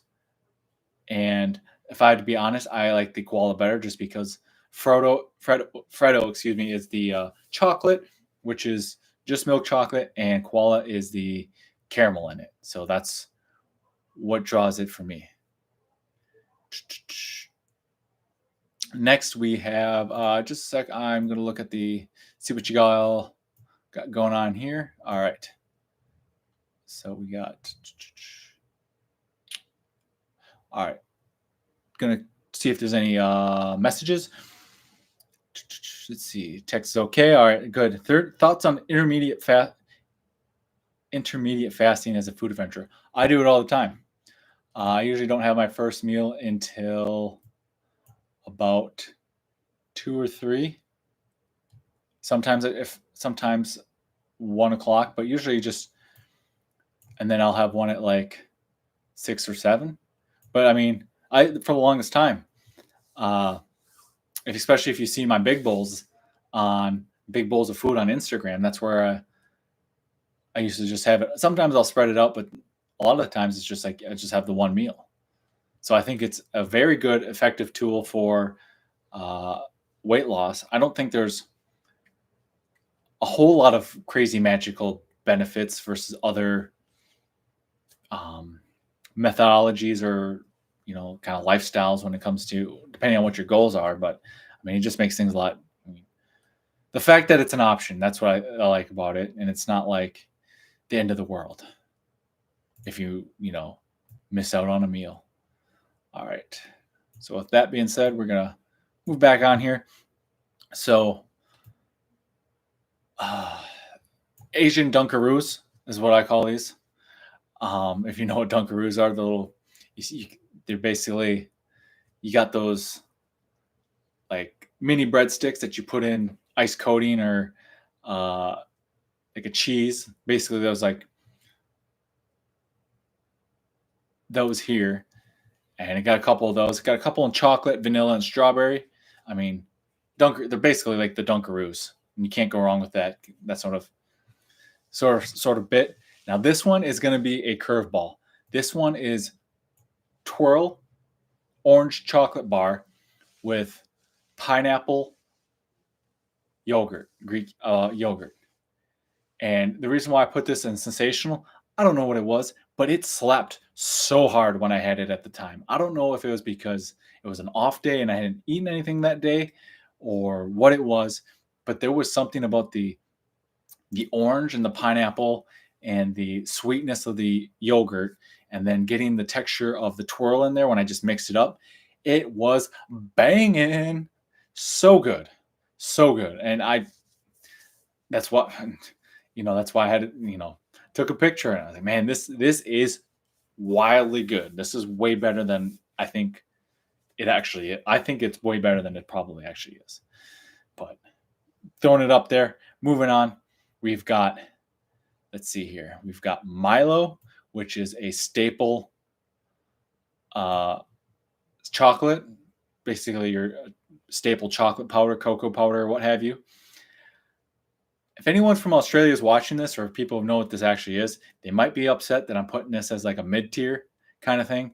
But again, it was worth trying, but I didn't find it to be anything special. For me personally, it's just like, also, I don't find a lot of cocoa powders to be that great to begin with. I just find them to be just too sugary. So, and going with another classic Australian staple is Vegemite. Vegemite, I'm actually going to put mediocre. This one actually might get people riled up. I do not care. I had a decent amount of this on the trip, and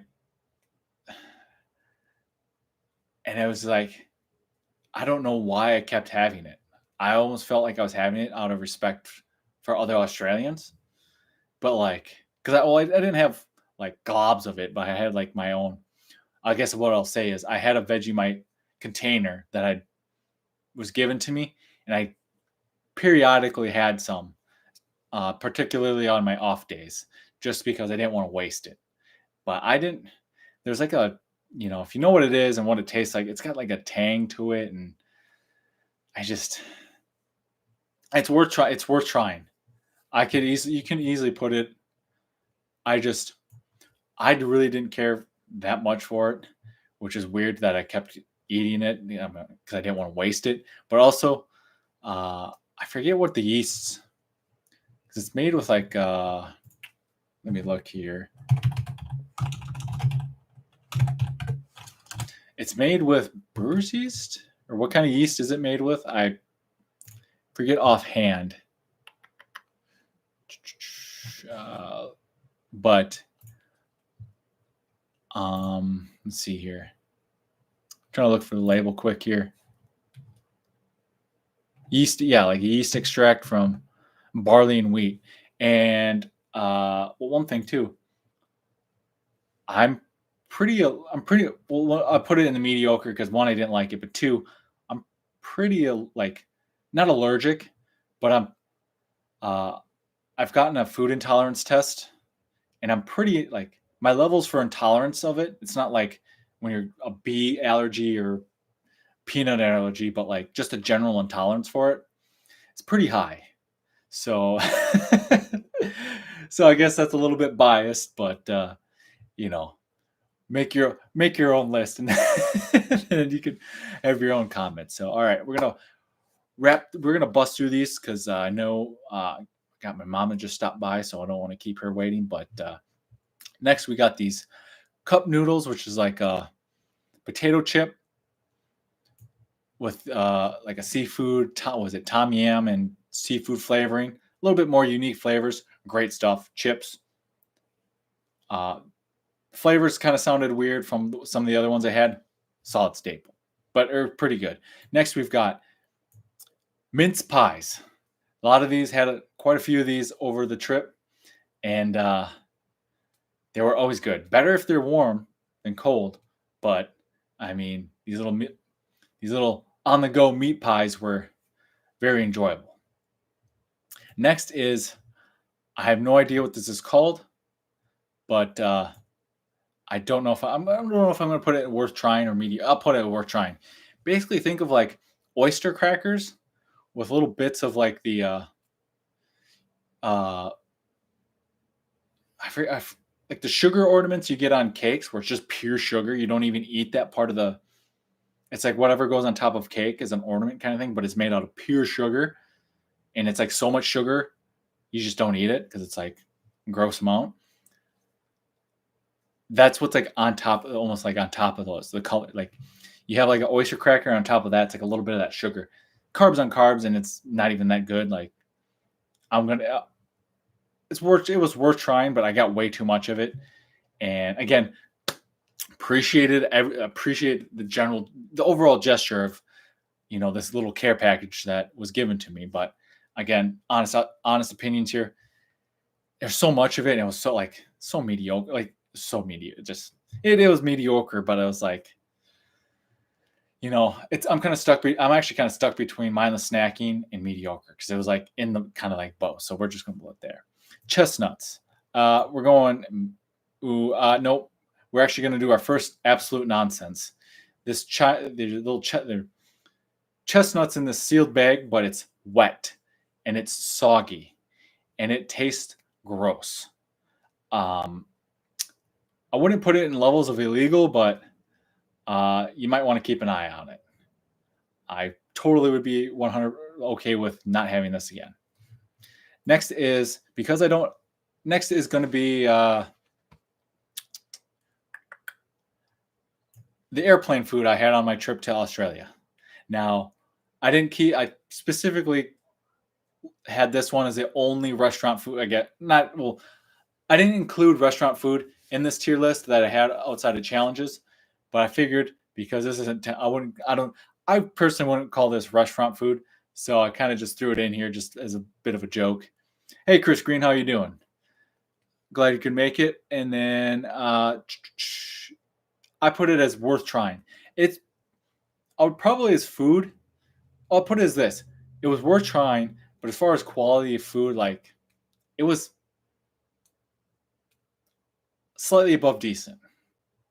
So I guess maybe you could put it as mindless snacking, but it's not something like it was in this quality, particularly compared to food that you get in the United States or meals like that. But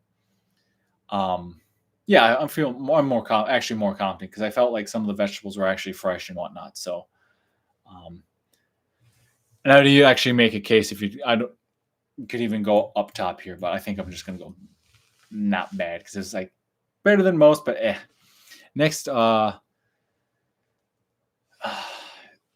forget what these are, kind of like a Smarties, not bad, mindless snacking, and I forget offhand what they're.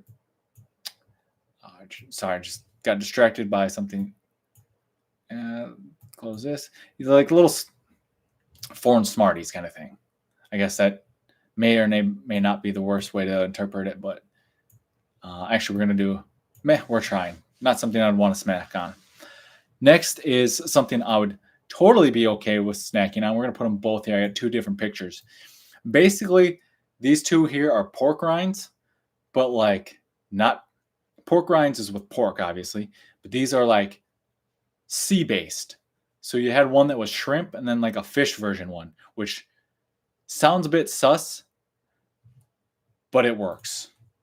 You might not want to be around you might not want to be around a loved one for the fish one or, what have you. I don't actually think though that they gave you bad breath or anything, but they were good. Like the flavor, like the thought of a pork rind that's fishy or seafoodish does sound very sus, but it worked. And I actually very much enjoyed the flavor, which wasn't intense, but you know, it wasn't intense, but nor was it bland. And it had, you know, like a pork rind, it had a good crunch to it. So would definitely have these again. And next we're gonna do basically which another Australian staple, kind of Australian staple. I need these chocolate cookie. Actually, we're gonna go great stuff. These were pretty good. Just random cookies and what have you from Australia stores and whatnot. But they weren't as good as the Tim Tams. And they didn't slap anywhere near as hard as the yogurt and the twirl. Now the last and definitely least is this guy. And you can't read it. I'm going to see if I can bring up a photo. It is candied cuddled fish. And oh my goodness, it was probably the worst thing I put in my mouth the entire trip. It was so gross. And what it is like cuddled fish, which I don't even know I can't even describe that to you. Just think of fish, I guess, because there's so much like rock candy on the outside of it that texture wise that's basically all you get. So like when you're biting in, you get the texture of the rock candy, but then let's see here, I gotta find this picture of it. But then you when you actually bite down into it and you kind of like start actually tasting the flavors, this cuddle it's gross. Absolutely gross. It's just bad, like everything gross that you can think of with as far as fish going bad, seafood going bad. It's like all condensed and packed right into this thing. It's so wild.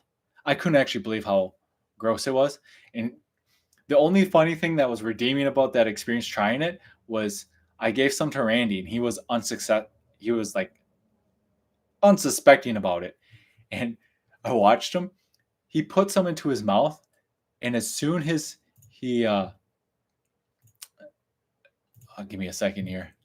So as soon as he put it into his mouth, immediately spit it out. And I just heard it hit the floor. And he was, what is that nonsense? It was such a visceral reaction that he did that. I laughed so hard because I just had it and I knew how bad it was. So I was like, I gotta give it to him and let him try some. Oh my goodness. That was the only redeeming quality. But let me see here if I can get this share. Yes, you guys should be able to see it. Candied cuddled fish. Look at that. Ingredients: cuttlefish, sugar, chili, MSG, fish sauce, lemon flavoring, because that sounds like it's good, and permitted coloring. Oh, so that's even better. But yeah, it was, oh my goodness. Like I can understand some people saying like who like durian fruit, even though I think that's a whole nother subject. But that stuff, like this tops durian by far. Just absolute nonsense. And just incredibly just disgusting. Absolutely disgusting. I never want to taste anything that gross again in my life. But there you have it. Hopefully you guys could see some of that tier list and whatnot, or just at least enjoyed my creation and going on this adventure and sharing my thoughts about it with you. And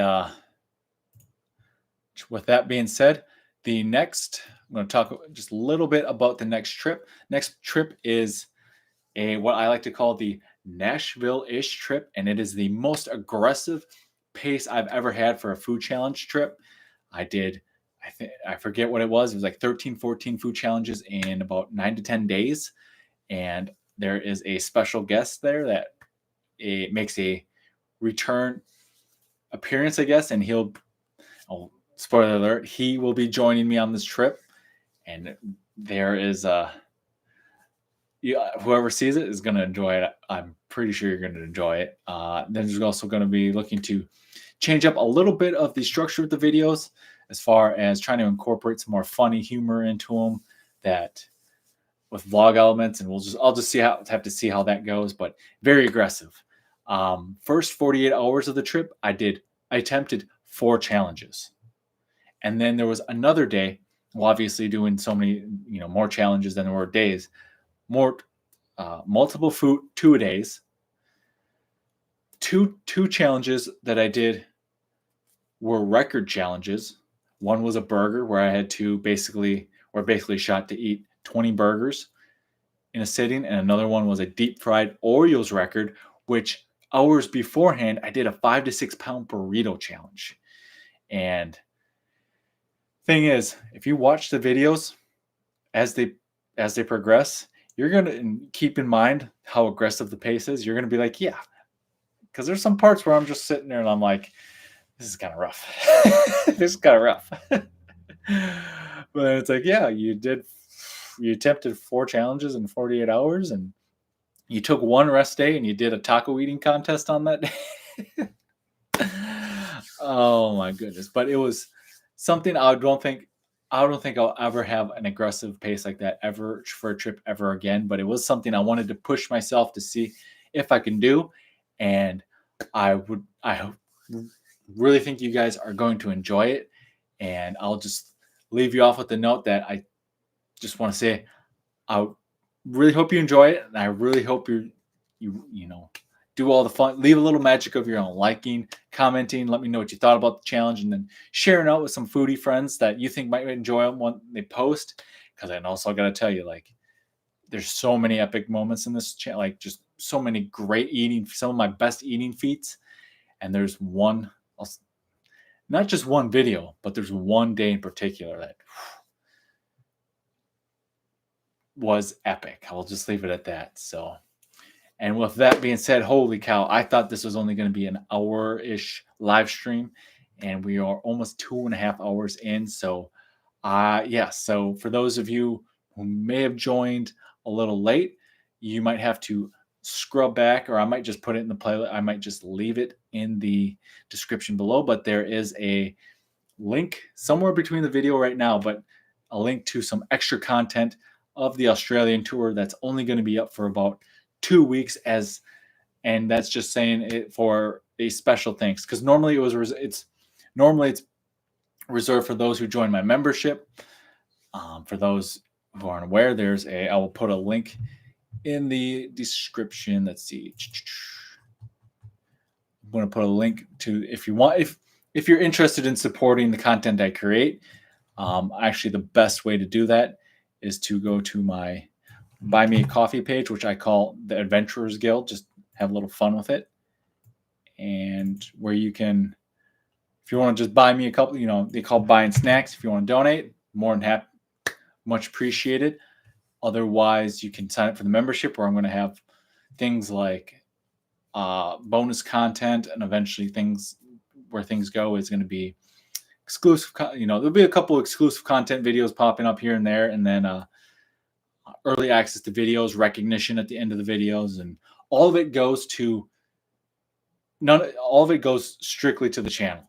So whether that's basically, the main thing is going to be for traveling. So travel expenses to make more content, because it's not, while I do get the meal for free most of the time, there are a lot of expenses with making challenges. It's showing up to, getting to the place. So that's traveling, whether that's renting a car, gas, flying out to wherever. And then even at the challenge itself, like, just because I got the meal for free, still got tip waitresses. And I mean, this might be a hot take, but I think it should always, generally speaking, tips should just be included in the price or whatever, not playing these little mind games of trying to give 15, 20, 25% here or there or whatever. But anyways, yeah, all of it goes to, any of that goes to building out the content, and I'll put that in the link down below.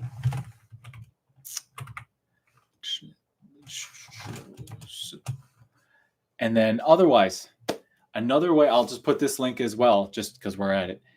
I have a Amazon store. If you're curious to just want to know, like, what equipment do I use, or for filming challenges, or what kind of maybe programs or what have you, I have an Amazon store that also talks about, like, I've got a category for the 2 food challenge supplements that I use. One for what is the digestive enzymes, and then for when I take in food. And then there's another one that's more of a fiber supplement for helping things come out. And then there's also camera equipment, and then there's other supplements just in case you were wondering about some of the stuff that that I take, whether for what we call hippie Mitchy. If you're on Instagram, a lot of the herbal supplements and whatnot, and uh, so you can learn. I mean, at the end of the day, you want to learn more about me, I have a little description there. But the reason why I bring that up is if you want a free way to support me financially, if you use this link, um, which is also in my bio link. But if you use the link for the Amazon store and make a purchase you were going to make anyways, I do get a commission on that, which at no extra cost to you. So that would be a way to, if you wanted to pitch in and help, and every little bit helps. So just wanted to mention that, and I'm going to put that in the description down below as well.